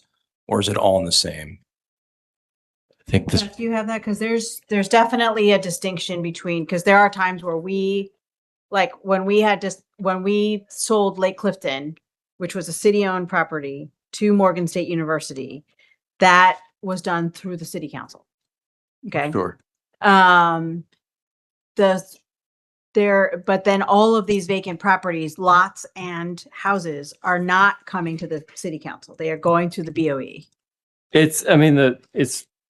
I don't know where the line gets drawn, but under this Article 5, Subtitle 5, Section B, the second paragraph says this talks about disposition of property. Any such disposition shall be authorized by ordinance, shall be approved by the Board of Estimates. Any such disposition shall be authorized by ordinance, shall be approved by the Board of Estimates with the approval entered in its minutes, and shall be made at public sale unless a private sale or other manner of disposition shall be expressly authorized by the Board of Estimates and entered into its minutes. And What's so that citation, Mr. Chair? So that's Article 5, Section Subtitle 5B. And so it's basically saying that the ordinance is necessary if it's a public sale. unless the Board of Estimates makes a distinction between a certain type of property. No, as it goes. It doesn't say distinction between a certain type of property. I It's know just- it doesn't say that, but it doesn't say those words. That's the question. I mean, that's the question. That's the question here is that, So is there any guideline on that? Is there any guardrail on that at all? Jeff, did you provide counsel on this today? The only thing that was provided was the issue of whether or not there was a threshold amount. Yeah, and we talked about Article 5, Section 5B, generally requiring Board of Estimates approval before disposition of city property. That was the extent of the council. If there are some other questions there, we can dig into Yeah, that. because there definitely is a distinction. There are some properties that come through the council, and then there's some that go just to the BOE. And then when we established the fixed price, which I don't like the name, but we're going to use it anyway, that was done through a resolution of the Board of Estimates to make clear as to how those properties are done. And now every single property that's a vacant property goes through that process to get done, except for some open bid stuff. So two things. Number one, this section we're talking about is under the Department of Real Estate. And so Department of Real Estate has a specific portfolio of properties, which are, and I haven't found exactly where it's listed right at the moment, but it is generally the surplus buildings from city schools or surplus buildings from DGS. Those are the buildings that Department of Real Estate controls and sells, and that's what this is requiring. The other properties that are vacant lots and vacant buildings are under DHCD's control, and that's why those get sold don't have to come to the council, because that section doesn't make any mention of needing a council ordinance. To the second thing, to the fixed pricing policy, that policy specifically carved out specific geographic region that those properties would be allowed to. So I think it's the DHCD has a housing typography map, and essentially there's a dollar threshold of the median sales price, and on that map, it's below a certain threshold to the bottom. So if the city were to come into ownership of a vacant property or building in a more affluent area that is not subject to this fixed pricing policy, and they would need to go through the process of getting appraisals and back and forth as the sales traditionally have happened.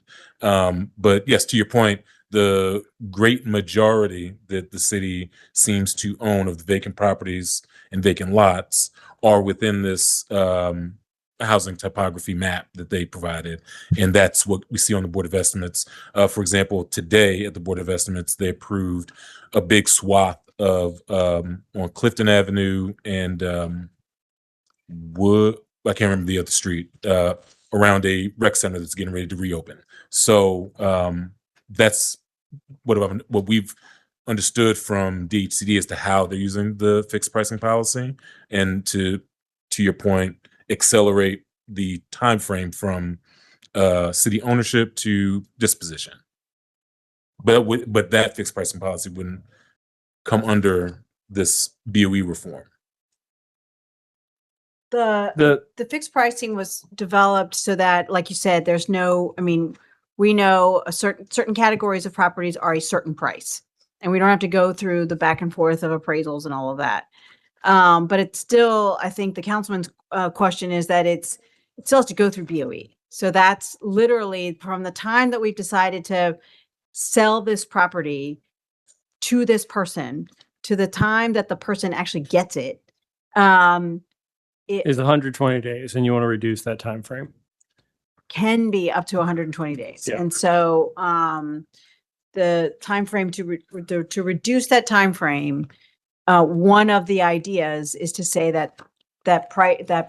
maybe just say under fixed price, everything, they don't have to go through BOE. I mean, my case though, that we'd have to record it somewhere so that it's transparent. That's all. So the last thing I saw before I became the great impediment to the great procurement reform of 2024 is that this procurement reform could possibly address this, because the procurement reform wasn't just, even though it's titled procurement reform, it is raising the threshold of all transactions that would have to come before the board. And so this, that increasing the threshold could address this issue as well. Well, there's also Well, but it's not, I don't know why it would be under the threshold for contracts is only for purchasing. It's not for disposition. That's what I was just gonna So it's say. not like it's saying that properties that we would sell for $50,000 That's what I or was gonna more say. have to be approved by ordinance and others don't. This is multi-layered here, but even at a glance, I see that Article 5, Subtitle 5, Section, the general provisions of that before Section A makes reference to two other controlling powers, one of which is general powers of the mayor, and the other is in Article 2, Section 15 of Article 2, that it is the land development and redevelopment, property disposition.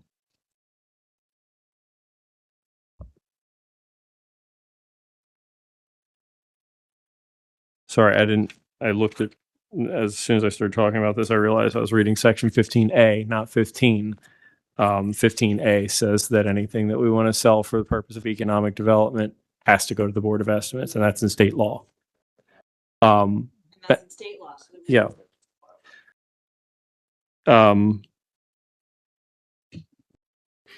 My sense here is that this is not going to get figured out tonight, and perhaps is not going to be in a position to get resolved and get like all parties on board with an amendment fast enough to move forward with it. Particularly, I would think the HCD's response would not be that fast. Council member, if I may. Please.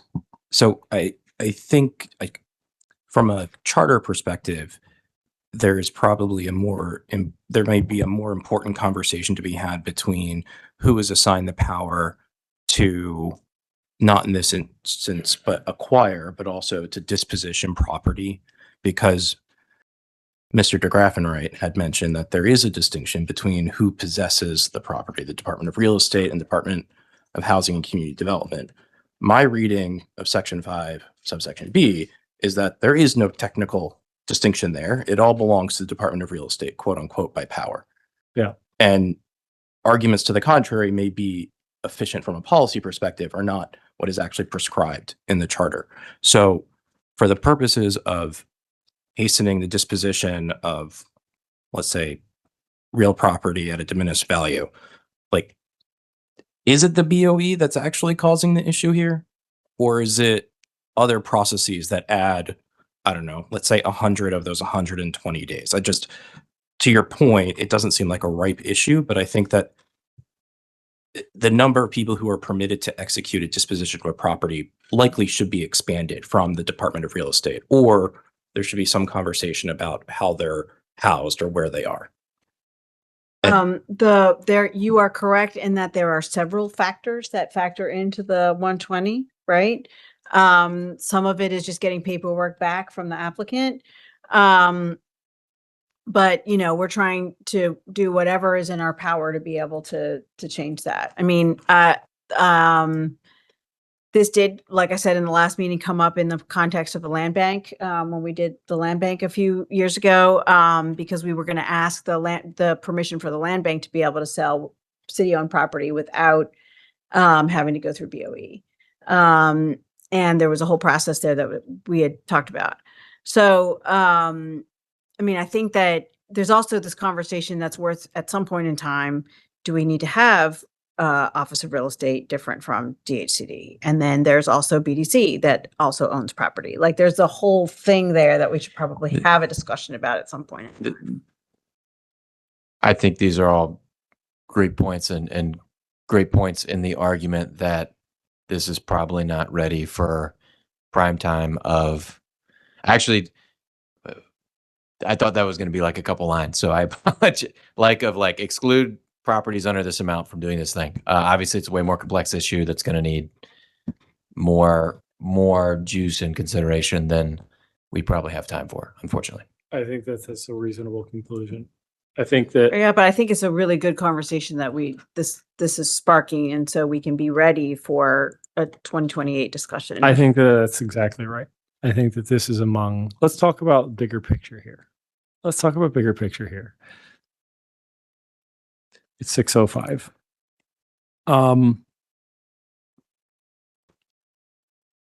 One, I'm going to just come back to this because it's like I'm not exactly trying to be a broken record here, but it's kind of like a grounding element here, right? I see a future where the city does not have a board of estimates. I think most people see a city future without a board of estimates at this point. Call me crazy, but I think that that's I mean, I think we That's talked the- about that last time and I think had some consensus. It was just a Right. matter of timing.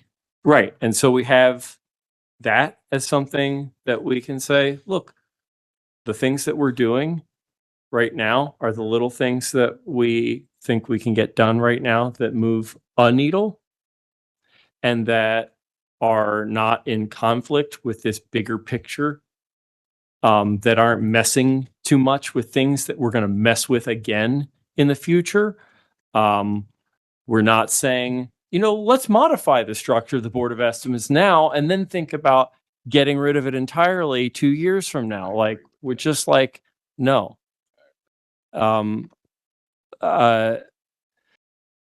Let's do these couple of things that we know can fix real practical problems.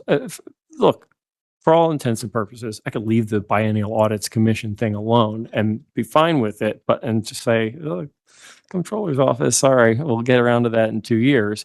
But the idea that this is a thing that can very simply be struck from the charter, and it's as simple as that, to allow this other problem to be dealt with in code, makes it so exceedingly simple that I have a hard time thinking we can't throw that in here. But it's basically an add-on at this point.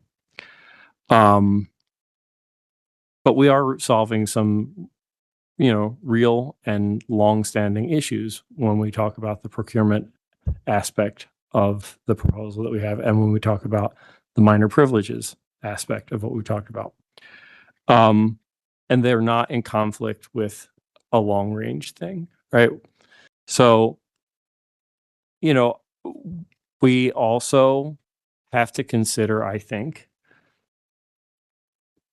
what has come up kind of again and again when we talk about the contingencies being placed on appropriations in the budget, right? Saying, you can have this $50,000 if you give us this stuff by this date, give us this information by this date, give us this report by this date, whatever those kind of contingencies that we anticipate.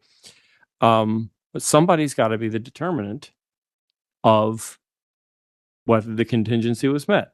In the state legislature, the person who determines that is the state treasurer, a person who is elected and representative of the legislature.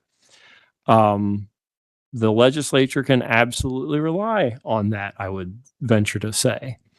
It's different when the only person that you have to make that decision is somebody that's not in your branch of government, right? Right now, we could set a contingency, or that only the finance department can determine, is in control of determining whether it's been met, right? They're the ones who control the outflow of money, and that's the critical element, right? It's the state treasurer has the thumbs up, thumbs down on the day-to-day outflow of state money, controlling the purse strings to make sure that nobody is running amok with their spending and going to run out of their money faster than it's there for. We don't have that. We don't have somebody independent of the executive branch saying, hey, we want to spend this money. We're the executives of the city. We want to spend this money in this way. It's the same people who are being told to spend the money that are also supposed to say, but wait a minute, the rules say we have to do X, Y, and Z if we're going to spend the money. We don't have that. The Golden twins, they have been proponents of, they were present last night, and they have been proponents of the idea of the council having its own budgetary staff for purposes of like fiscal analysis that's comparable to what BBMR can do, it does that would give us like equal standing. And what I actually said to them last night was, we've had fiscal staff in the city council and they've had a hard time being able to get information or to like make sense of the information, that it only isn't cryptic to the people who produced that information, hold that information in the first place, and hold all of the details of that information, the source code of the data, right? And so if the only people that you can rely on to get information are beholden to somebody who you're kind of at odds with in a way, that's not going to work. And so giving us budgetary staff doesn't fix that problem. But moving the finance department, or the people who control the outflow of money, out of the executive branch actually addresses that. And Councilman Comptroller Henry brought this up before about the idea of moving the finance department to the comptroller's office, but then also does raise the fair issue. If the comptroller's office has audits and the audits department is supposed to audit the work of the finance department, then you can't have finance and audits under the same roof either. That creates a different kind of accountability issue. And so he said, well, why don't we give audits to the city council? And then there's also the like, but wait a minute, if we still expect that the budget is going to be produced essentially by the executive branch and considered and passed by the legislative branch, how is the executive branch going to produce the budget if the finance department is in the comptroller's office? What when the mayor says, I think the budget needs to say this, and this is what I want in my proposed budget, and the finance department says, well, I don't take orders from you, I take orders, so then does BBMR stay in the mayor's office and the rest of the finance department go to the comptroller's office? I think we need to really think this through. I like where you go though. That and I don't know what's the right thing to do. I do know that like even beside the like they have their budget staff, we should have our budget staff, and the problem of like, yeah, but our budget staff can only ask their budget staff for the information. So besides that sort of practical challenge, there's also like, I don't want us to be more duplicative than I don't want us to have two finance departments.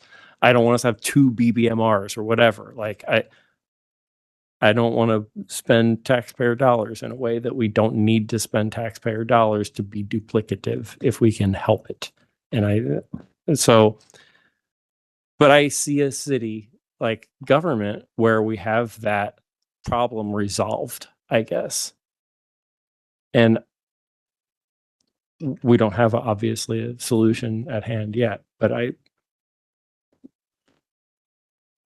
to me, that's a part of what we talk about as we go out into like talking about like, what is the work that we're doing here? What are we trying to fix here? We're diving into like, how do we solve that problem? And we got to ask other people, how would this affect your job? How would this affect us legally? How would this affect our like operations flow as a city?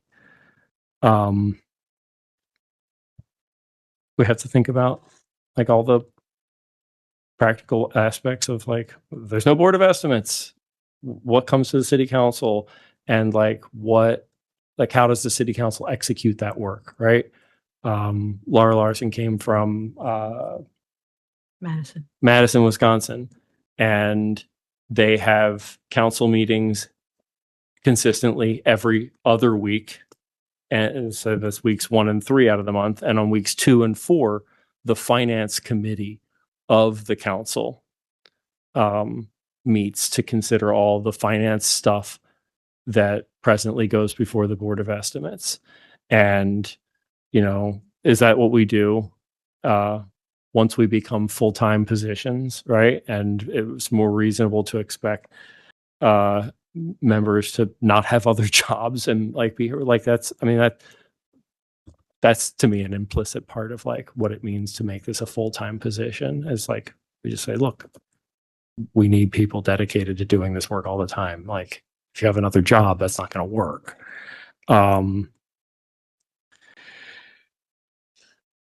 So there's that, and then there's also the parsing out of just like, okay, there's the financial stuff, there's the contracting stuff that would like reasonably go to like this finance division of the council before going to the full body. But there's also like right now biennial audits, or like the audits department makes their audit presentations to the Board of Estimates. Are we going to have all of those audit presentations presented to the full city council or some other subset of the council, or is that also going to go to this finance division of the council, the committee of the council? We have a lot of that stuff to think through, but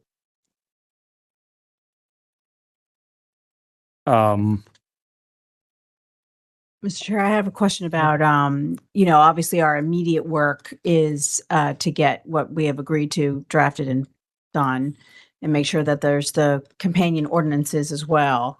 And then there's going to be 27 and 28 where I'm anticipating the council president's keeping this committee together so that we can continue to do that research, which is what you're talking about. So we could bring in, you know, Montgomery County, let's say, right? Because their county council, they don't have a BOE.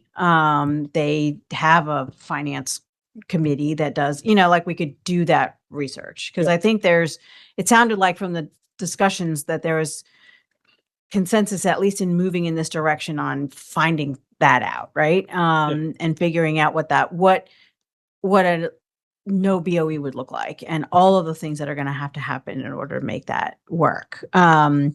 So because I think that's where we're going. And then there's, I mean, I think that's a big deal. And then we had said the term limits was part of that too, but, and the question around the BOE piece is as was brought up before, the councilman brought it up a couple meetings ago, is like, that's actually a change of government piece.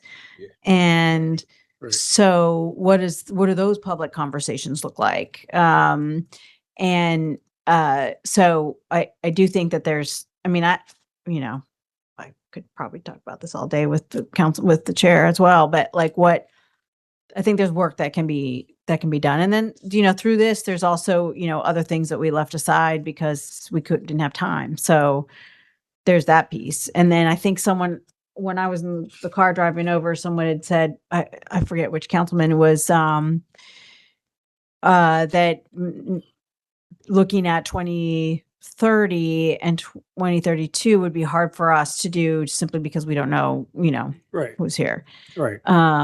I want us to get as much done by 2028 as possible. Yeah, I agree. Right? I totally agree. Mm-hmm. I want to make sure that we take advantage of every and all the opportunity that we have to do the most good now.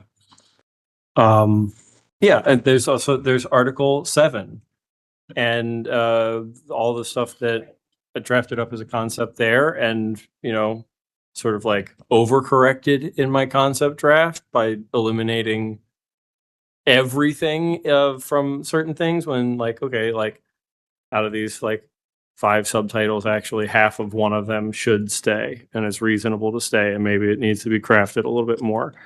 But I guess what I'm trying to get at is like, what's the through line here? Councilman Jones. Just question for clarity. The Department of Finance, those like that whole, I guess, path journey we just went on. Is that something we were looking at for 26 or 28? Not 26. We're not 20. Okay, just wanted to make sure. Just wanted to. What's the through line here? The through line here is like a simpler to understand, a simpler to operate government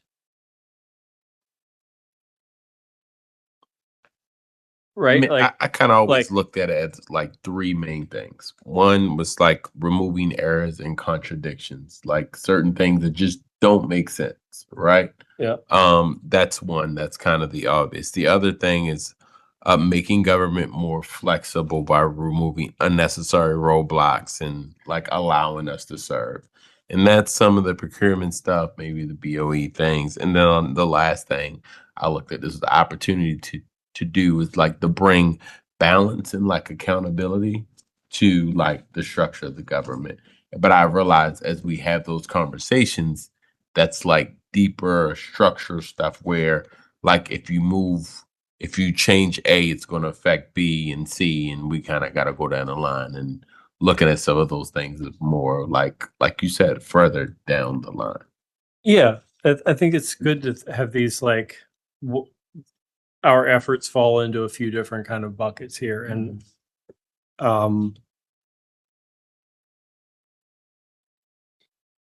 I guess the question is when do we begin having those conversations so we can do the dive in stuff? I mean, is our time best served right now at the moment?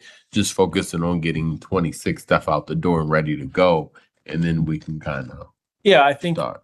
I think we at the same time, again, I'll come back to this sort of like analogy earlier. At the same time as we're trying to figure out what we can get done right now, we're also doing the public outreach about it.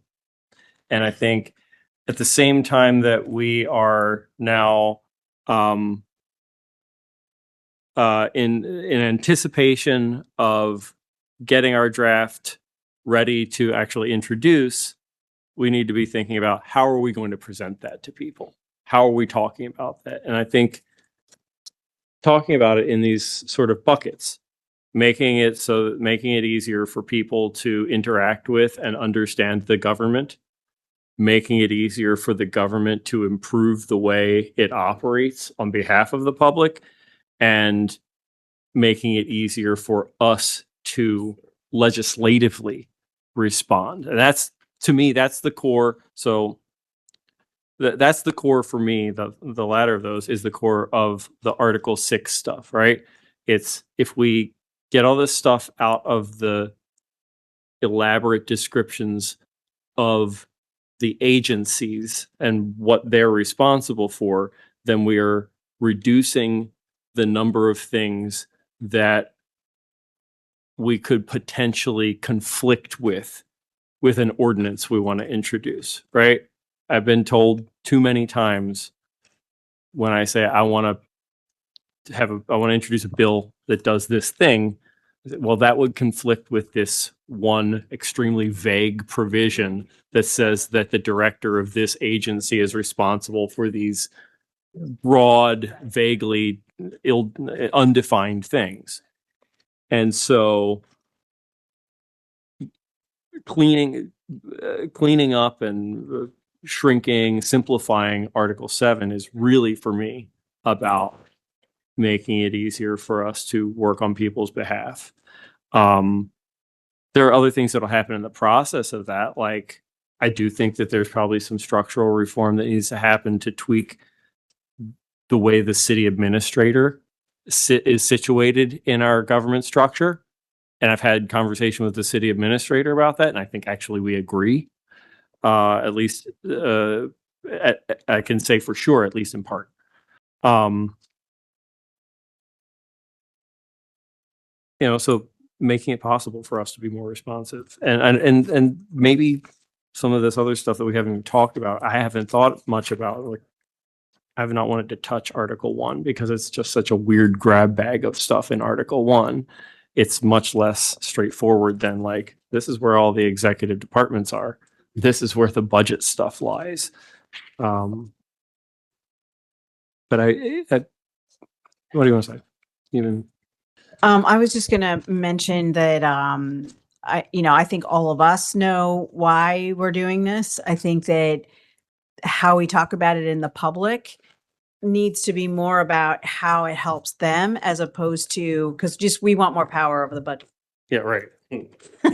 I mean, we want more power over the budget, but you know what I really want is to be able to have more time so I can actually read the budget and go to my constituents and go, hey, you know, this is in the budget. What do you think about this? Yeah. We don't have time to do that, right? Yeah. So I do think that in coupling, as we're getting ready for these proposals that we're doing now, we do need to come up with a much more sort of constituent services focused reason why we're doing this. Yeah, Right. And like when we talk about the BOE, you know, a lot of times the talking point is, well, the mayor controls the BOE with these 3 other votes. Well, what does that actually mean? Right. I mean, we know what that means. It's to me, like the way to talk about that is as simple is as simple as other governments that have a legislative and executive branch don't feel the need to cobble together some weird combination of parts of the two of them. Right, right. Well, that seems to be resonating. I talked with one of the constituents that was there last night, and Yeah. she was like, and I said, you know, one of the things we might be thinking about, not this time, but later on, is getting rid of the Board of Estimates. No other jurisdiction has a Board of Estimates.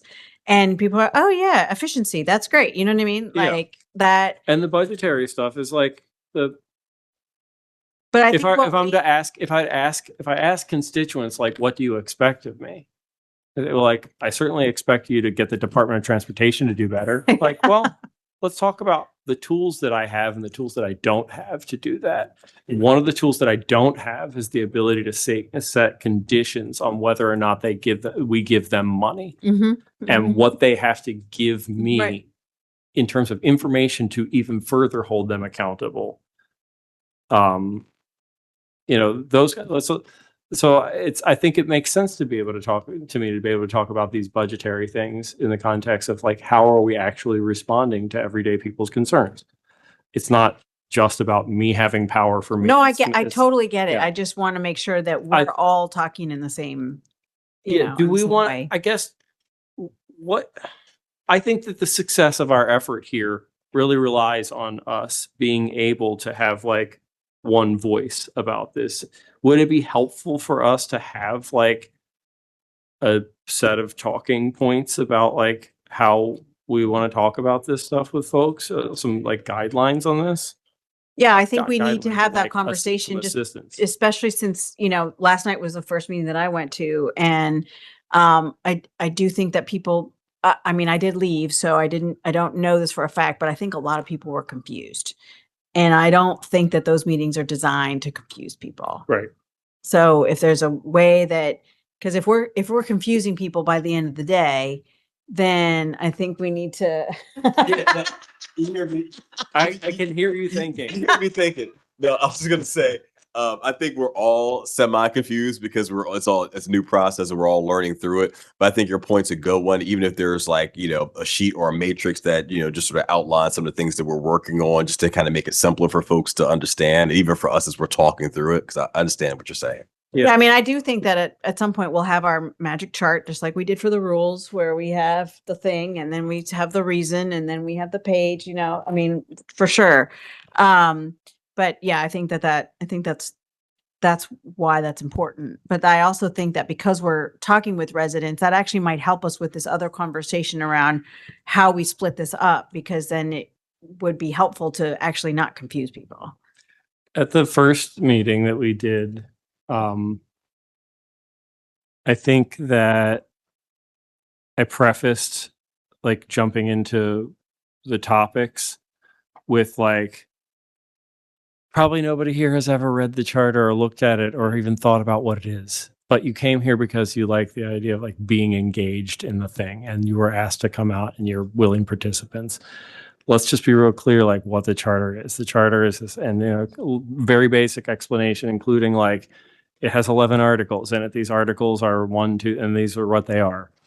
And then also like, let's talk about what our process was here, and talked about like the kind of the 3-step process of eliciting suggestions for topics, considering whether they're charter material or not, considering whether they're fleshed out enough for us to really even be able to make something of them, or whether they need more work, and then deciding whether it's something that's 2026 or 2028 or whatever. And this is the framework of the things that we want to talk about here. And then I think that one more kind of point of like context that I think helps for people to feel grounded in the conversation is like that, like, what is that bigger picture? Again, it's like, I really feel like, But I maybe think those- the other way that people feel engaged, because I've been to a couple meetings, just like the councilman was saying earlier, talk about this, is that the residents, the voters are the only ones that can change it. Yeah. And so we're making all these proposals, but like you're ultimately the people are the only ones that can change it. Yeah. And that helps to, I think, engage because it's like, this isn't going to get done unless the voters vote for it. You Yeah. know what I mean? And so that I think helps to also ground people as to why it's so important. Because Yeah, well, they, and you the know, other slice of that is like many of these things we've known are problems for a very long time. And the things that we're doing now are things that people have talked about for a long time. And they're like, they're the cream on the surface, right? And, um,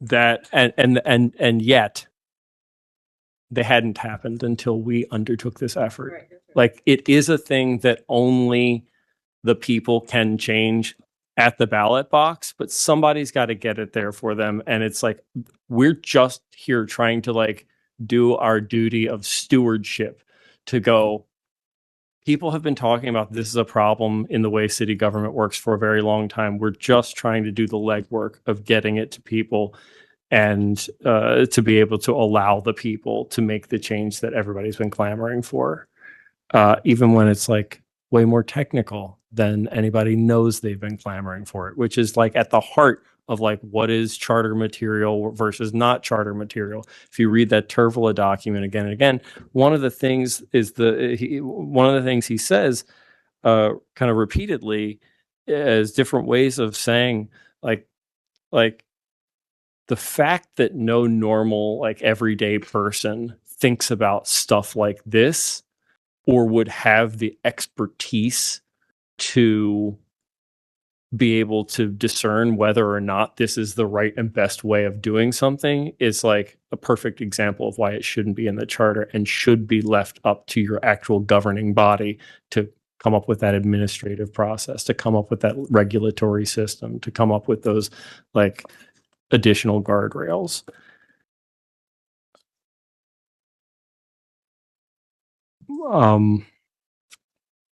some of us have 7:00 meetings. Yeah, but do we want to, would it be helpful if the council president staff, and I and committee staff started working on like a document that like sort of put some ideas together for like framing for how we talk about this stuff? That'd be helpful. But I think emphasizing the folks that this is, I think also emphasizing the folks that this is not something that is set in stone or cooked, that it's in draft form, that Yeah. it's still like a working document. Just want to Yeah. emphasizing that because I think just want the folks to know that their voice still matters, that we're still trying to build this plane as we're flying. Yeah. Okay. I feel like we've gotten a little farther in this. That feels like a little progress. It's been on my mind for the last week or so, for sure.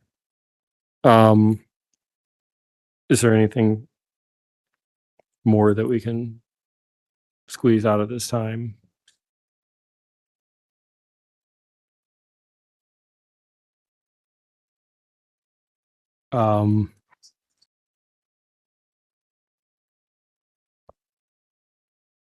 Okay. Again, we're meeting again in 2 weeks. Yeah,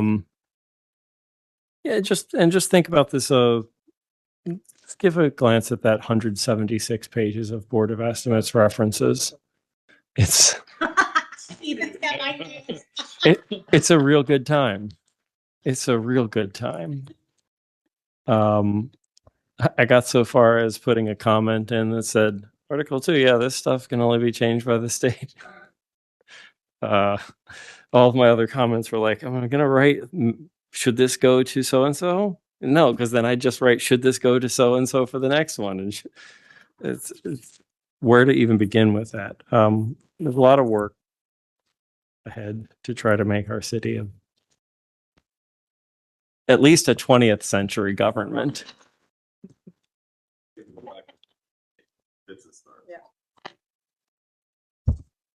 Jay, Aaron, Jeff, Ben, do you have anything else to add? Do you think that we had a worthwhile conversation this evening? Yeah, I do. I do too. I do too.